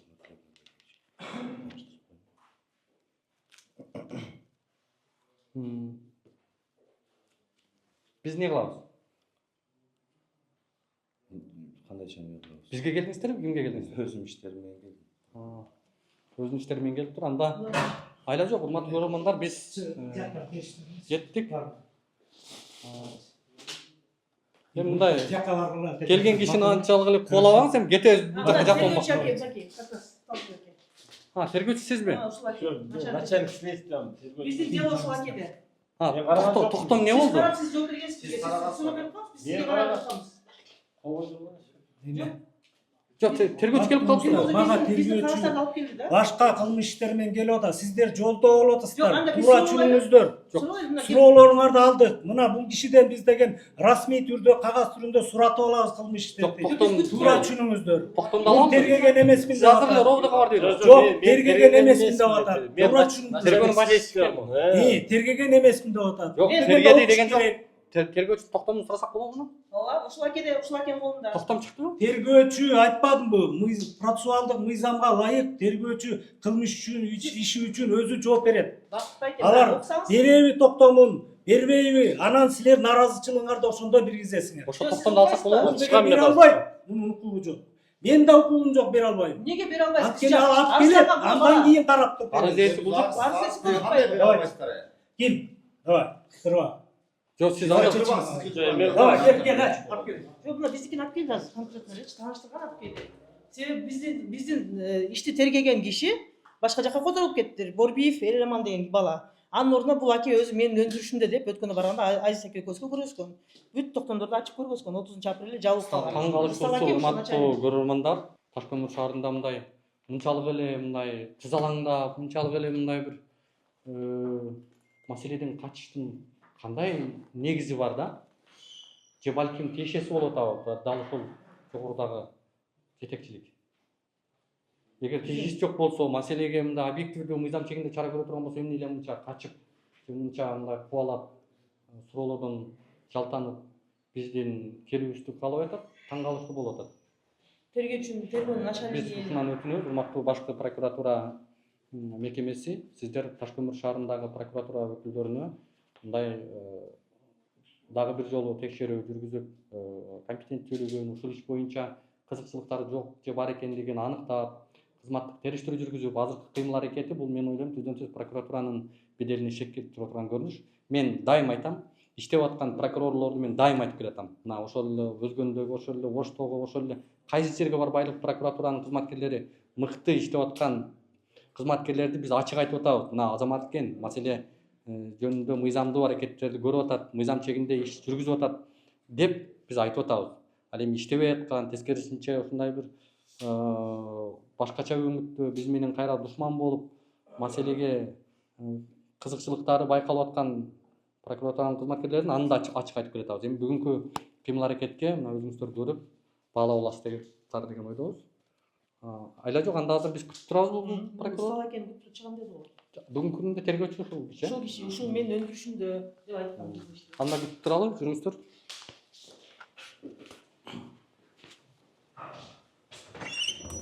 Аны конкретно биз ишти көтөрүп келдик да. Азыр көтөрүп келдик. Кагазды менен бекитип алып келдик. Анеге кече 16-апрелде барганда, майда барганда бизге айткан жоксуз. 14-үндө бардым алдыңызга, 16-сында бардым. Азиз аке менен чынбы? Ошондо 30-апрель жабылды деп айткан жоксуз. Менин өндүрүшүм алынды.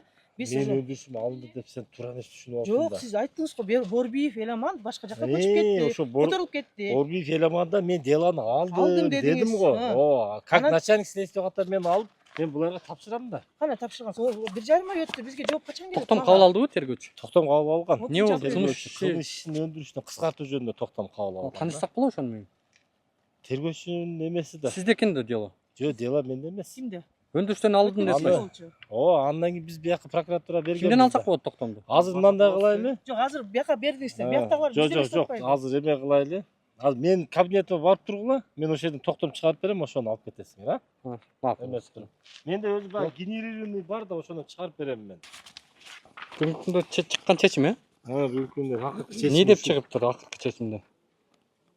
кылмыш өндүрүштөн тартылган. Азыр башында Таш көмүр шаарынын тергөө кызматынын тергөөчү милициянын улук лейтенанты Борбиев Элеман Курбанбековичтен Булар боюнча токтом кылып атат. 13-03-45-222 09 сандуу кылмыш өндүрүштөн кыскартылсын. Сталбек Бердикулович, эме? Бул прокуратура бияктын эмесине сурасы жок. Мен сизге бир эле айтып коеюнчу, мына сиз бул жакта прокуратура сиздерди кыскан жокпу? Жок, кыскартуу. Кызыктар тарап жок. Тергөөчүнүн кызыкчылыгы жок. Жок, кызыкчылык. Неге анда сурап, бир жолда тергөөгө сураган жок? Таң калыштыбыз. Мага тергөөчүдөн сурашыбыз керек да. Неге сурабадыңыз? Ошол боюнча чара көрөсүз. Көрөбүз да, эгерде силердин айтканыңар туура болуп атса, аны чара Ал көрүлөт. которуп кеткен башка жака. Тергөөчү которулуп кеткен менен деле өзү иштейт да ички иштер органындачы. Анын ошол тергөө жүрүшүндө тактап туруп чара көрүлөт ага, эгерде бир жолу да чакырып сурап алса. Бир жолдо чакырды деп айткан жок да бул. Жок, мурда суралгансың сен, а? Ошон үчүн сурап атам Жок сени. да мен вообще чакырылган эмес вообще. Өзү ушу иш козголгондон бери мына ишти карайлы да мына 2022 козголуп атат да. Ошондон бери бир дагы жолу суралбадым. Андан кийин эл неме Амантурга келдик белебиз. Амантурга келгенбиз, бирок ал башка иш. Ал башка иш. 541 боюнча, бирок ал биз азыр жаңыдан берип атпайбыз. Жогорку соттун Жок, чечими бул ошол силердин ошол ишиңер ошол 2022-жылы козголгон иш да. 9-дело. Бул жерде кыскартып койгон соттун чечимин каяктан алсак болот? Биз мисалы азыр кол коюлбаган эле токтомду берип койдуңуз бизге, чынбы? Эламандын. Ошону кечеги адвокатыңыз келгенде айттык го биз. Ошо делонун ичинде бардыгы бар. Областка биз арызданабыз. Жок, сиздерге жазылган келген орду соттун чечимин сиз негиз кылып токтоттуңуздар да. Биз каяктан алабыз соттун чечимин? Кайсы соттун чечими? Делода бар. Мен азыр Айыз Акени күтпөйлү бармакмын. Арыстан турган жеке арыстанмакмын. Жок, сен ошо Прокуратурага бармакмын. жок, мындай да сен Айыз Аке менен алып барып ошол чечимдерди алып Түшүнүктүү. ошол негизинде арыздансаңар боло берет.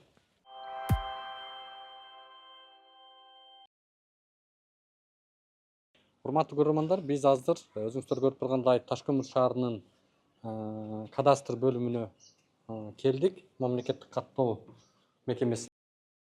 Бекиш Манатович, биздин аты жөнүбүз Улукбек. Көз карандык журналистпиз. Сиз мамлекеттик каттоо органы Таш-Көмүр шаарынын жетекчиси, директорусу. Бизге Масалиева көчөсүндөгү 33/2 деген делону бере аласыздарбы?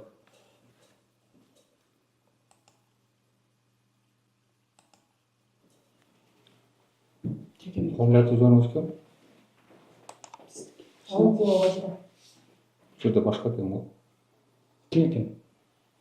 Башка жаранда. Алып кылып тиешеси жок беле? Жок. Бере аласыздарбы? Жок. Неге?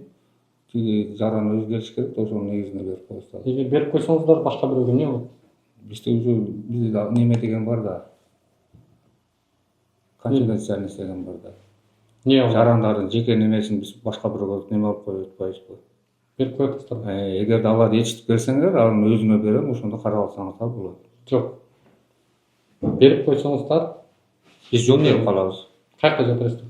Эми бизде деген конфиденциальный деген бар да.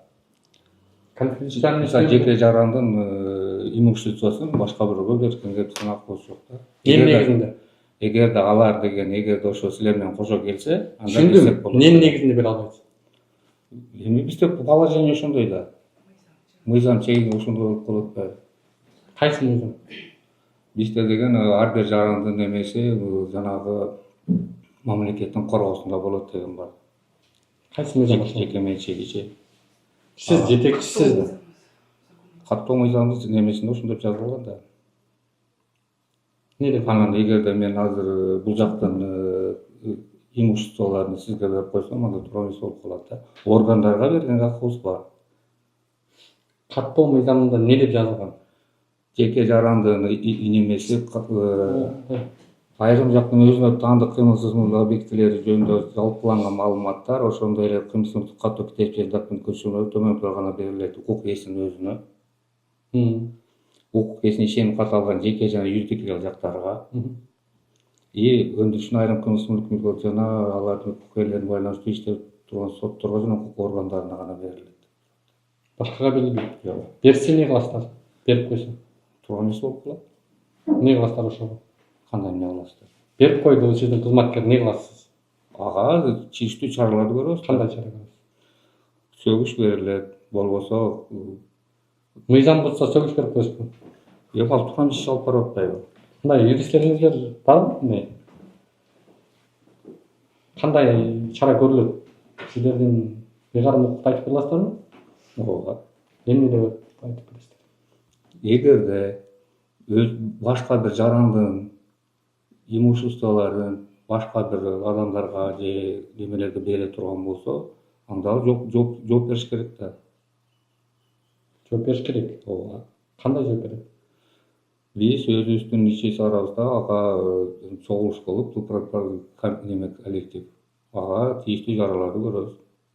Кечиресиз, канча жылдан бери бул кызматта турасыз? 1 жыл. Аттестациядан өтүп келгенсизби? Ооба. Кандай чара көрүштү айтып бербейсизби?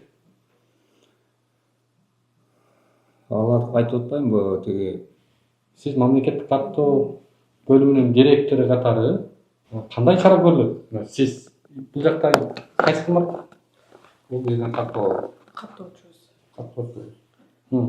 Кандай чара көрүлөт? Не чара көрүлөт? Биздин ушул укуктарга кыймылсыз мүлктөр закон о госрегистрациянын негизинде өзүбүздүн ичара положениябыз бар, правилабыз бар. Ошол правилада көрсөтүлгөн атайын ошо кызматкерлер өзүнүн кызматтык милдеттерин так аткарбай же талаптагыдай аткарбай же бузгандыгы боюнча жүйөлөр аныкталган учурда ошол правилада көрсөтүлгөн талаптарга ылайык эскертүү берүүдөн баштап жумуш ордунан бошотууга чейинки чаралар колдонулат. Жетекчилик тараптан. Комиссияга каралат, тартиптик комиссия бар. Тартиптик комиссия бар. Комиссиянын негизинде жетекчиге сунуш берилип, анан жетекчи ошо комиссиянын сунушунун негизинде чара көрөт. Түшүнүктүү. Мындай жөн калбай турбайбы? Ооба. Анда Бекиш Манапович, анда сиздин Абикенова Нурзада деген кызматкериңиз барбы азыр? Жок. Каякта? Нокен. Которулуп кетти. Эмне себептен кетти? Өзүнүн арызы менен. Өз арызы менен кетип калдыбы? Бүгүнкү күндө каякта? Нокенде каттоо иштеп атат. Азыр болуш, билбейм эмне болуп иштеп атканын. Каякта иштеп атат? Нокенде иштеп атат деп укканбыз. Ушул мамлекеттик каттоодобу? Ооба. Ал деген бизден былтыр эле жумуштан чыгып кеткен да өзүнүн арызы менен. Анан азыркы Бекиш убакта Манапович, жогоруда суроо жөндөмү болгон жок сизге. Жетекчи катары сиз кандай чара көрөрүңүздү билип алгыбыз келди. Дал ошол Нурзада Абикенова деген кызматкериңиз былтыр биз көрсөтүп кеткенден кийин Facebook баракчага, интернет булактарына видео жарыялап, дал ошол видеодо көрсөтмө берип атат. Ошол көрсөтмөгө сиздин макулдук алып бардыңбы? анда мен эмне болсун? Ким болду? Анда Аширов Эмиль деген жетекчи. Сиз кийин келипсиз да? Демек макул ага. Мекеменин кызматкери ошол Ташкент шаарынын мэриясында мэрдин кабинетине барып көрсөтмө берип атат. Дал ошол Нурзада Абикенова деген. Көрсөтмөсүндө дал ошол Масалиева көчөсүндөгү 33-2 деген даректеги үйдүн документтерин коомчулукка көрсөтүп алып чыгып атат. Анан ошол учурда эки суроо пайда болуп атат. Биринчиси, сиздердин мекеме Ташкент шаарынын мэриясына баш ийесиздерби? Жок. Өзүнчө орган. Өзүбүздүн немебиз бар. Муниципалдык кызматка баш ийбейсиздер? Жок. Сиздер өзүнчө мыйзамдын негизинде иштейсиздер? Ооба. Кыргыз өкмөтүнө. Ооба. Экинчи суроом, дал ошол Нурзада Абикенова деген кызматкериңиз коомчулукка интернетке аны коомчулуктан көрөсүздөр, передачада кошобуз. Мен кадастр мамлекеттик мекемесинин Ташкөмүр филиалында жетектөөчү адис болуп иштеймин. Бул жерде Ташкөмүр шаардык сотунун 2016 жылдын 30 июнундагы чечиминин негизинде Мураталиев айымбүнүн өндүрүп алуучу Алымкулов Султанбек Кабылбековичтин пайдасына 86 000 сомдук өндүрүү карызкор Мураталиев айымбүнүн менчигиндеги турган үйдү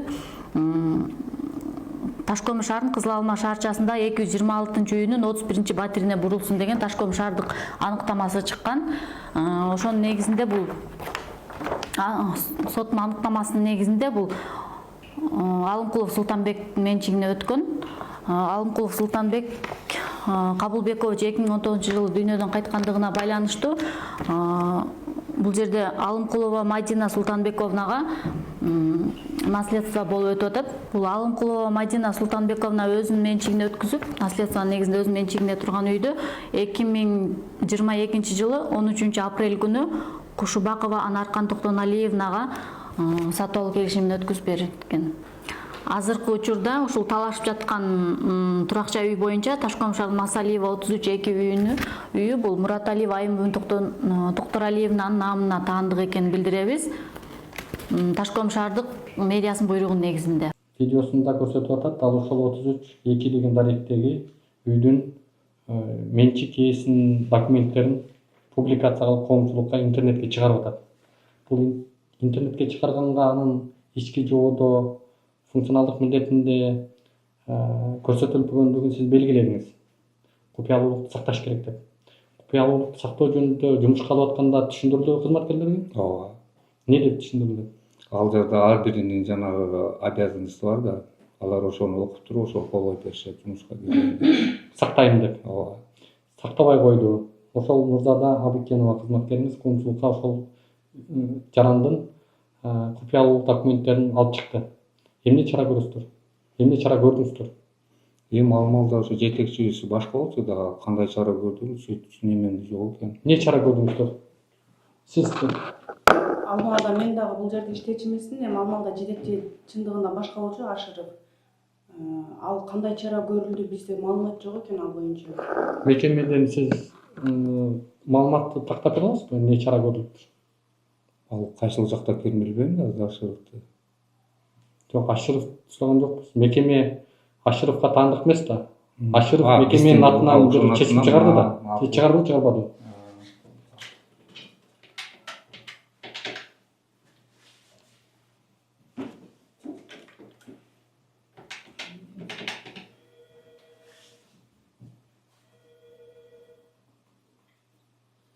Кадыр эже, жанагы мындан 2 жыл мурда жана Масалиев боюнча Абыкенова неме болуп аттыр эле, ошого кандай чара көрүлгөн маалымат бар экен, карап коюңчу.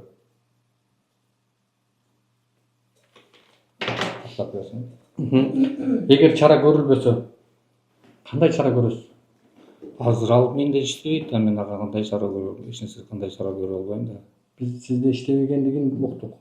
Бирок сиздин мекеменин ичиндеги документтер ошол мезгилдеги кызматкер чыгарганга мекеме үчүн сиз жооп бересизби? Мен жооп берем. Бүгүнкү сиздин колуңуздагы мекеменин ичиндеги документти коомчулукка алып чыккандыгы үчүн маалыматты биз сизге мындай кылмышты дейбизби же мыйзам бузуу фактысын сизге аныктап айтып берип атабыз. Түшүндүм. Мына ушул фактыны негиздеме кылып сиз бир чара көрө аласызбы? Азыркы убактабы? Азыркы убакта эгерде ушу менин малымда бир мен иштеген адистерим башка жакка алып чыгып ушундай купуясырды ачып неме алып койсо чара көрөм. Мен сиздин маалыңызды сураган жокмун. Сиздин маалыңыздан баштап сиз мекемеге жооп бербейсиз. Сиз правоприемник катары мекеменин Сиздин сурооңузду түшүндүм. Азыр ал адис менин колумда иштебегенден кийин эки кандай чара көрөм? Бекиш Манапович, сизге дагы бир өтүнүч. Эми мындай, мен ойлойм, кемчилик кетпеген иш болбойт, иш болгон жерде кемчилик кетет. Туура. Баардык эле жетекчи өз ишине компетенттүү дегенден да алыспыз. Айрым учурларда билбештик болушу мүмкүн. Ошон үчүн биз сизге азыр өтүнүч менен айтабыз. Сиздин толук түрдө бүгүн ыйгарым укугуңуз бар. Сиз укук коргоо органдарына качан кабар бересиз? Бүгүн кайрысы неме алса бүгүн жазып кайрылып коебуз да. Ошол фактыны аныктап, мыйзамдуулугун териштирип баа бериш жөнүндө. Биз эми мындай болуп калат да, эгерде биз бүгүнкү күндө ооба бизден мекеменин материалдарын ачыкка жарыялап атат, бирок биз муну бүгүнкү күндө Абыкенованын өзүнүн жетекчисине сунуш катары гана маалымат калып жөнөтө алабыз да. Эгерде алар чара көрүлө турган болсо, алар тараптан чара көрүлөт. Кечиресиз. Мен дагы бир жолу сиздерге мындай жалпак тилде түшүндүрүп берейин. Биз ал кызматкердин үстүнөн арыз жазгыла деп аткан жокпуз. Биз ошол Facebook'ка чыккан видео боюнча, видеодо сиздердин документ коомчулукка чыгып аткандыгын, аны ким чыгарган, кандай чыгарган, ошонун чыгышы мыйзамдуубу, мыйзамсызбы? Ошол фактыны деп атабыз. Түшүндүм. Ошол фактыны сиздер арыз менен кайрылсаңыздар, мынау Facebook'тагы мынау чыгарылышта моундай видео чыгып атат. Ошол видеодо биздин мекемеге тийиштүү документ колчук ачкыдан алып. ооба Некен? азыр Ошондой кылсаңыздар болот да. эми ошол жана Фейсбукка чыгарган далилди биз ал жака далил катары далилдеп Бул беришибиз жака керек жиберебиз. да. Сиздин кызматкерге жиберели. Анан Ошону көрүңүз. ошонун негизинде анан укуктук баа бергиле деп айта алабыз. Биз кызматкерге эмес, биз ошол кагаздардын чыгышына. Укуктук баа берди. Ооба, ошону айтып атпаймынбы? Не деп чыгат? Сөгүш берипти. Өздүк курамына колдонуу жөнүндө буйрук кылып атат. 11-ноябрда Ашыров өзү 222 мына кыймылсыз мүлккө укуктарды чектеген анын болгон каттоо эрежелерин мурун отурду бузгандыгына байланыштуу. Демек, сиздер тартиптүү чара көрүп, муну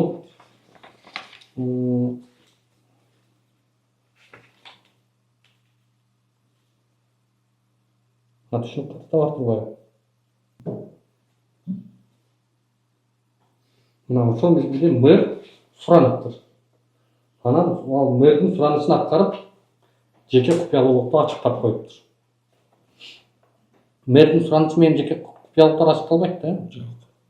Анда бул жакка сиздер эмнеге мыйзамда сиздерде так жазылып турса, мамлекеттик каттоо жөнүндө мыйзамда купуялуулукту сактоо жөнүндө даана белгиленип турса, кимдерге берилгенге болот, кимдерге берилгенге болбойт.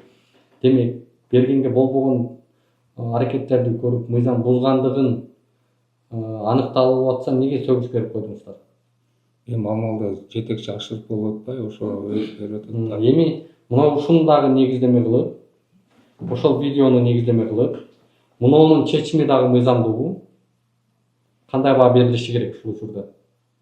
Прокуратурага укуктук баа берүү жөнүндө кат жолдоңуздар. Ошол катыңыздардын жообун бизге дагы тааныштырып коюңуздар. Кандай чечим чыгарып берет экен? Сиздердин өтүнүчүңүздөрдү, анан ал жактан келген жоопту дагы.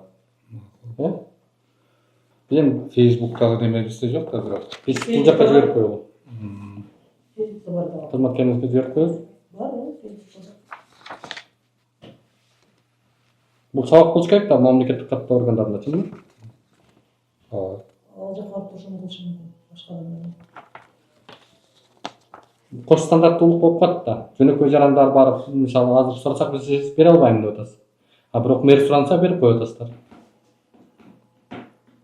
Бул кош стандарттуулук деп айтылат да. Демек, бул боюнча сиз укук коргоо органдарына качан билдирүү бересиздер? Бүгүн кагаздарды даярдаса, деген эми атана берип коебуз.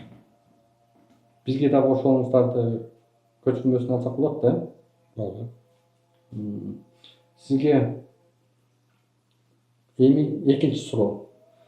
Мамлекеттик каттоо органы мэрияга баш ийбейбиз дедиңиздер. Бүгүнкү күндө сиздер мекеменин ички тартибинде келген токтомдорду, буйруктарды текшерүү каралабы? Каралат. Каралат. Же кандай келген буйрук болсо, кандай келген токтом болсо сиздер эч карабастан каттап кое бересиздер? Жок. Мыйзамга туура келет. Кайсы мыйзамда көрсөтүлгөн ошол кароо?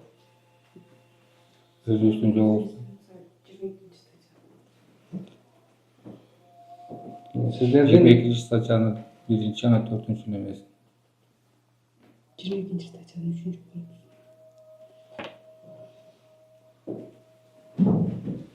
22 берененин 3 Üçüncü. пунктунда кыймылсыз мүлккө укуктарды каттоодон төмөнгүдөй негиздер болгондо баш тартылышы мүмкүн.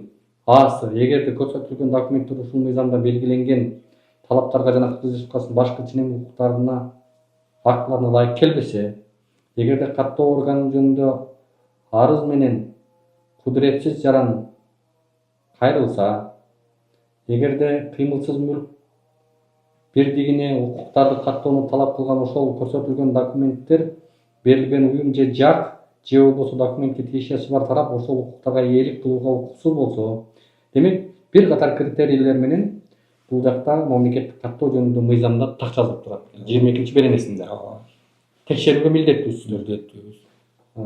Жолдош каттоо бөлүмүнүн башчысы Бекиш Манапович, ошол токтом бүгүнкү күндө мыйзамсыз неге катталып турат? Сиздер 22 беренени бузуп коюп отурасыздар азыр бу жерде. Эгер тааныштыңызбы? Кунандыңызбы?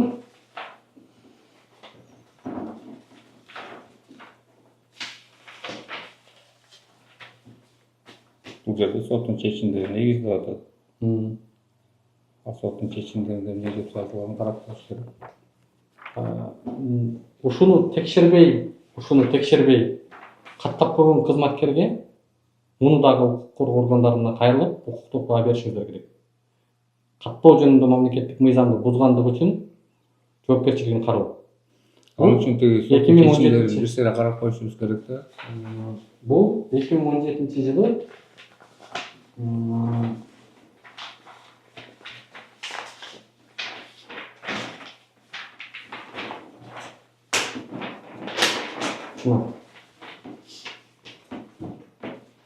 акыркысы 2019 жылы өтүптүр.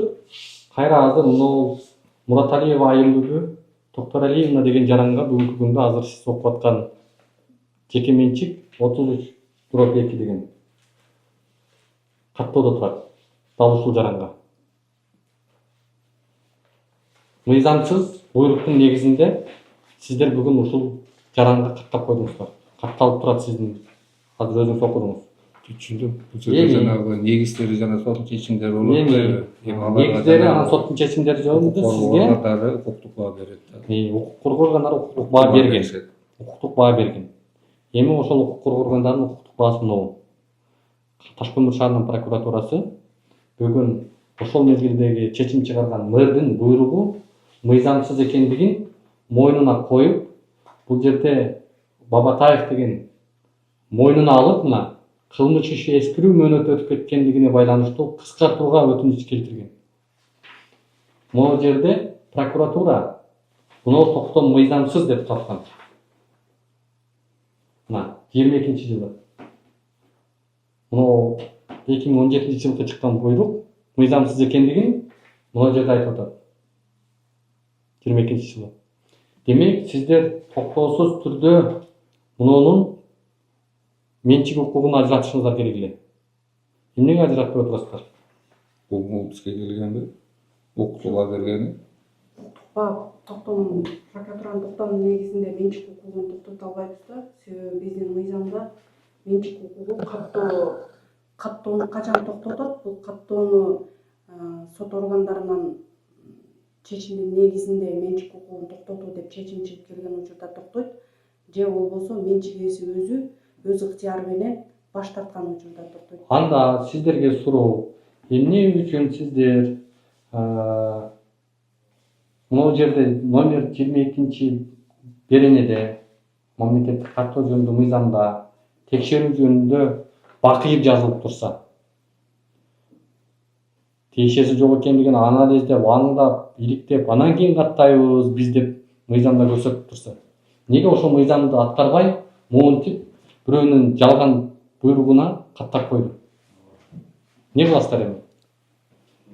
Азыр мына прокуратуранын жана эмеси келип атпайбы, укуктук баасы. Ал менен таанышабыз, бизге действительно келген эмес да. Таанышалы. Бирок буларды ошол моментте эмнени негизине каттап койгон, ал боюнча мен маалымат бере албайм, себеби ал малда мен башка болчумун да. Азыр деген эгерде ошого укуктук баа берилсе, ошого каршы неме чара көрөбүз.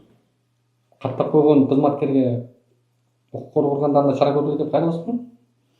Укуктук баа бергиле деп деме берем да.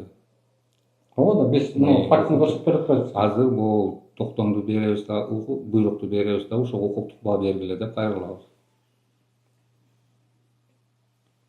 Анан эми катталып калды.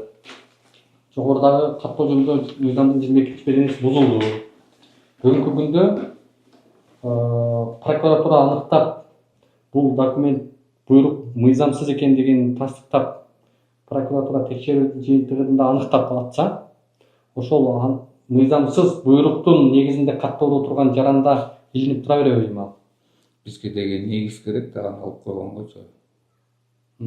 Азыр эгерде Эми жакшы келди. Мен ушул жерге сизди алып келдим. Негиз керек. Туура айтасыз, негиз керек. Негизди ким кылат?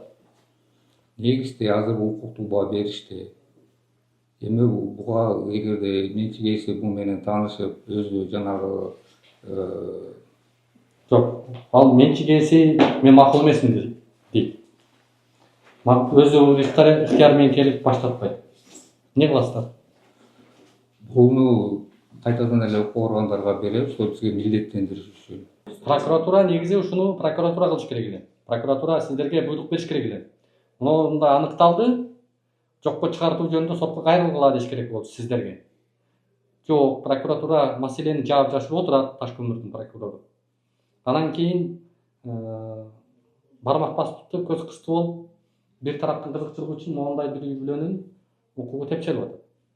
Эми прокуратура кыймыл аракет кылбагандан кийин сиздер өзүңүздөр мына коомчулукка чыгып атат бул нерсе, сиздердин функционалдык милдеттер көрсөтүлүп атат. Өзүңүздөр кайрылып, прокуратурадан алып, сот органдарына кайрылып жокко чыгартышыңыздар керектигине. Башка сурообуз жок. Жанагы кызматкериңиз жөнүндө чараны кайрыласыздар, анын жообун бизге берип коюңуздар, жакшы жакшы.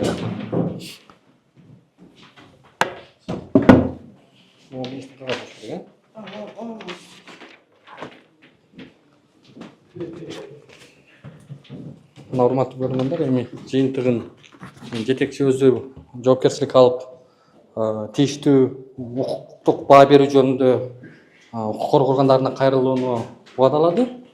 Көрө жатарбыз эми кандай эмне жыйынтыктар чыгарын.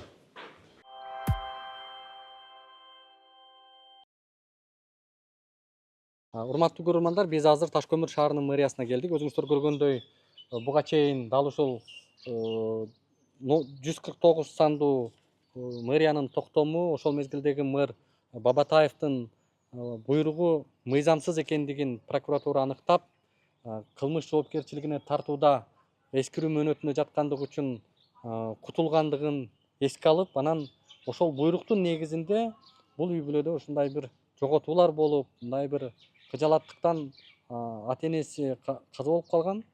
Ошол маселени белгилешти. Азыр ушул көрүнүш боюнча мэрия мыйзамсыз чыгарган буйругунун негизинде бул үй бүлөнүн укугу тебеленип, укугу бузулгандыктан компенсацияны төлөп берүү маселеси мэрияда каралдыбы же карашкан жокпу? Деги эле ошол боюнча кандай иштер жүргүздү? Азыр жүрүңүздөр ичинен өздөрүнөн маалымат алалы. Саламатсызбы? Денсаулыгыңыз жакшыбы? Бир-эки суроолор бар эле. Булабы?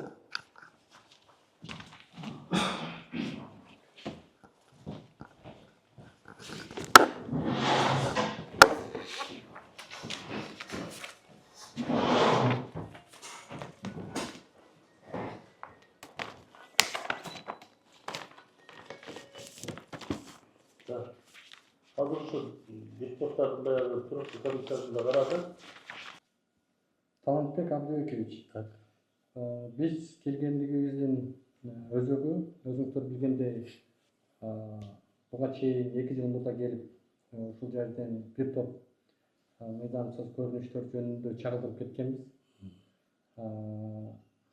Маселен, ошол Мураталиева Айымбүбү деген айым менен бул жарандардын ортосунда талаш тартыш болуп, ошонун ортосундагы бир топ мамлекеттик муниципалдык кызматкерлердин катышуусундагы мыйзамсыз көрүнүштөрдү ачыктаганбыз.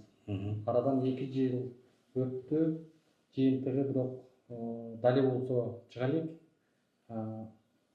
Айрым жактарына укуктук баалар берилип, ушунда дагы деле териштирүүлөр бүтө элек да. Ошондуктан сизге берилүүчү суроо төмөндөгүдөй да. Талантбек Абдыбекович, айтсаңыз, Кыргыз Республикасынын Жалал Абад облусу Ташкөмүр шаарынын мэриясы буйрукту мэрдин атынан чыгабы же мэриянын атынан буйрук мэр чыгарабы? Мэрдин атынан чыгат буйрук. Ташкент шаардык мэриясы болот. Түбүнөн мэр кол коет. Түшүндүңүз да? Буйрук мэриянын атынан мэр чыгарат. Бул немеде эмне экен? Ченемдик улуттук актыларда бир Ошондо орун алган бекен. ошондо Өмүрбек Бабатаев деген буга чейинки мэрди билесизби? Мэрдин милдетин аткаруучу болуп жүргөн. Ооба. Дал ушул мэрияда мэрдин милдетин аткаруу учурунда 2017 жылдын 25 майында номер 149 мэриянын буйругун чыгарып кол коюп атат. Билесиз да бул буйрукты? Жок, мен бул кызматка 1 ай болду келгенимечи. Бул боюнча маалыматым жок экен. Дал ошол 149 буйрукка сиздин тиешиңиз барбы? Ушул буйрукка сиздин тиешиңиз барбы? Мен эмне кандай тиешем болушу мүмкүн? Тиешем жок. Таптакыр.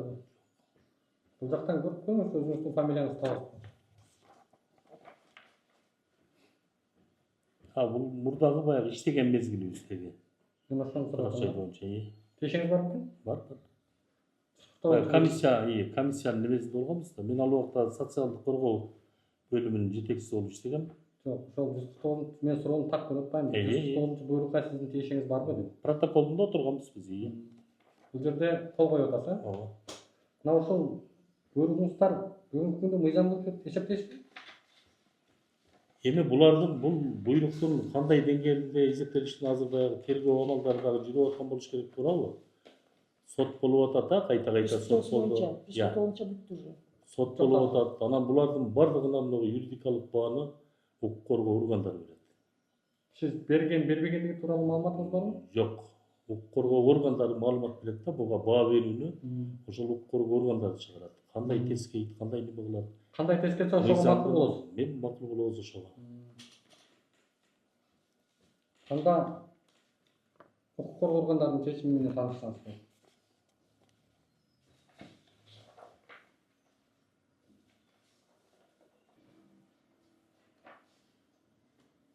Таныштыңызбы?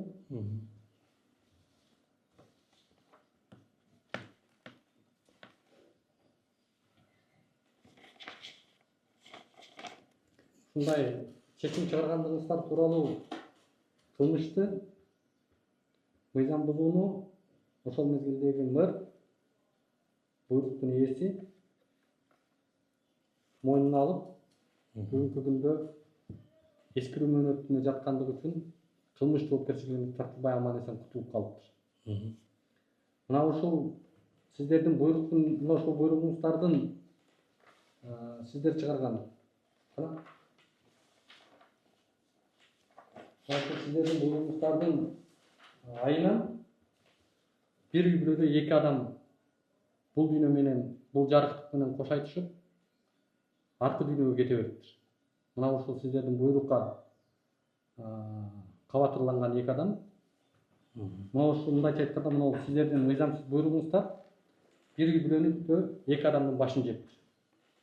Эми сизге суроо да, мэриянын вице-мэри катары, мэрдин орун басары катары, ушул мэрия чыгарган буйрук мэриянын атынан чыгып атат. Сиз жогоруда сурооңо жооп бердиңиз. Мэриянын атынан буйрук чыгарат, мэрия мэрдин атынан буйрук чыгарганга укугу жок. Демек, мэриянын атынан чыгып аткандан кийин 149 буйругуңуздар мыйзамсыз болуп аныкталгандан кийин Бабатаев чыгарып аткан буйрук мыйзамсыз аныкталгандан кийин сиздер тараптан тебелинген ошол Алымкулова бул жактын үй бүлөсүнө компенсация мэриянын атынан төлөп бердиңиздерби? Мен бул боюнча эч кандай маалыматым жок экен. Бул маселе боюнча мен айтып атам го, 1 ай болду бул кызматка отуруп дайындалганыма. Прокуратура органы сиздерге ушул үй бүлөнүн укугун бузгандыгыңыздар үчүн, мэрия мыйзамсыз буйрук чыгаргандыгы үчүн, анын айынан 2 адам каза болуп калгандыгы үчүн мен маалыматым жок экен. Компенсация төлөп берүүгө милдеттүүсүздөр негизи? Эгерде чечим кандай чыгарса, аны сот тарабынан чечим кандай чыгарса, аны кандай гана ишкерлик субъект болбосун, аны кыңк этпестен аткарууга даяр. Жок, соттун чечимине чейин укук коргоо органдары аныктап атат да сиздерге. Мына мыйзамсыз экениңерди ошол мезгилдеги мэр мойнуна алып кечирип койгула деп кечирим сурап кылмышты мойнуна алып атат.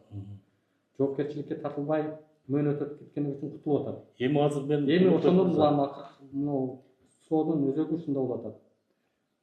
Кылмышты мойнуна алып коюптур, ал жоопкерчиликке тартылбай эскирип кетти, макул. Эми компенсация төлөп бериш мэрияда каралганбы негизи? мэрияда мындай компенсация каралган эмес. Бюджетке дагы улажит этилген эмес мындай нерселер.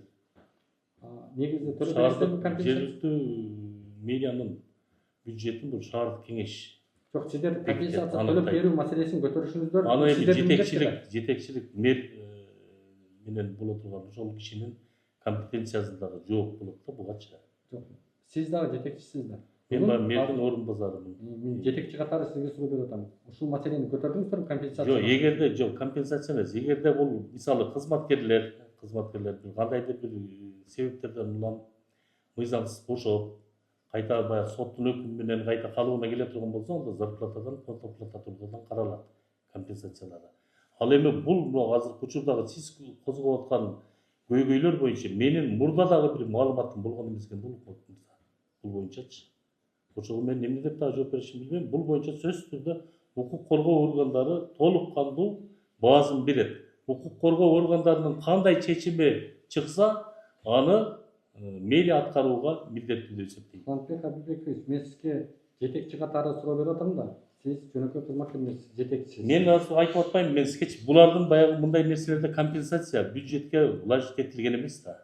Коюлган эмес. Ошого бул жетекчинин бүгүн билбейт деңиздер, кабарыңыз жок экен. Азыр билгенден баштап, азыр прокуратуранын чечимин эске алып, прокуратура укуктук бааны берип, мыйзамсыз экендигин мойнуна коюп, ошол мезгилдеги мэрдин күнөөсүн далилдептир. Демек, укук коргоо органдары баа берди. Ошол баанын негизинде мына жетекчи кеңеш ошол мезгилде мыйзамсыз буйрукка кол койгон мүчө катары. Ошол жерде сиздин да жоопкерчилик бар да. Бүгүн вице-мэр болуп отурат экенсиз.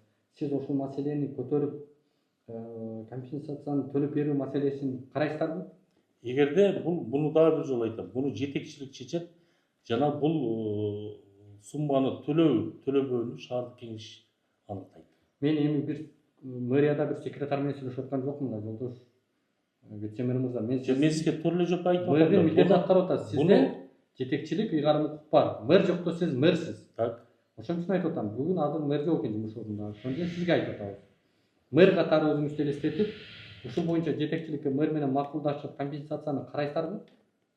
Эгерде укук коргоо органдарынын баазы кандай чечим чыкса, аны аткарат. Мен сизге мен дагы окутпадымбы? Прокуратуранын чечимин окутпадымбы? Кылмыш ишин мойнуна алып атат.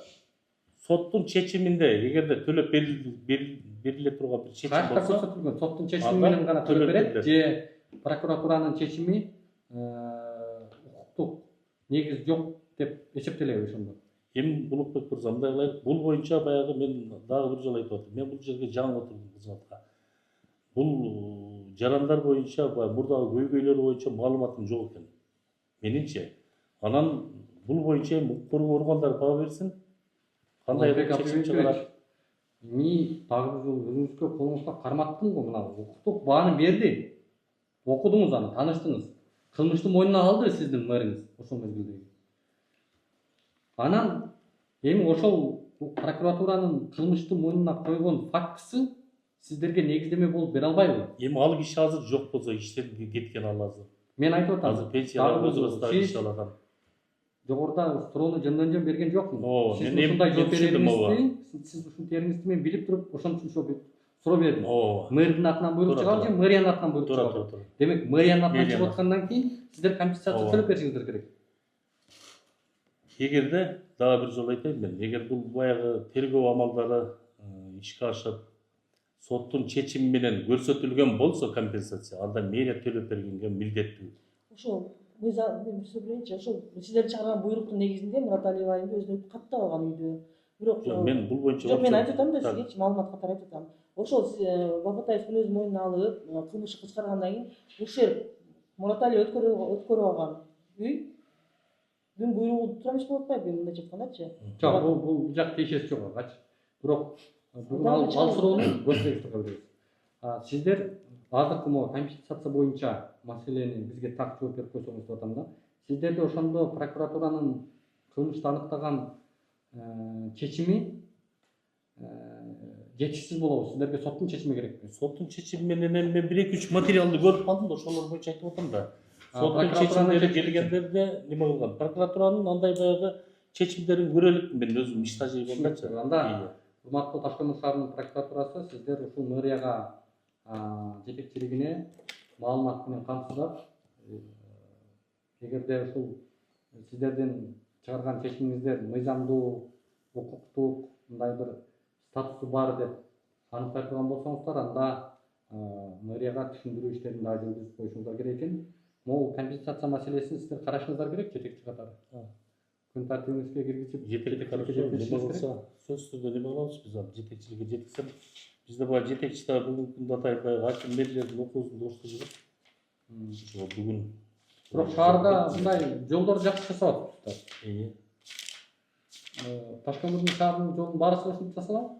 Быйылкы жылы Кудай буюрса 4 километр Минтранстын эсебинен ишке ашып атат.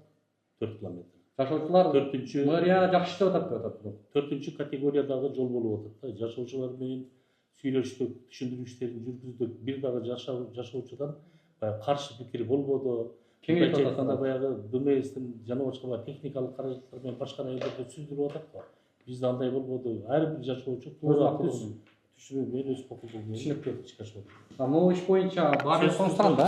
Сөзсүз түрдө мен жетекчиликке кирдим. Сиз өзүңүз жетекчисиз да? Мерге дейт. Жакшы туруңуздар.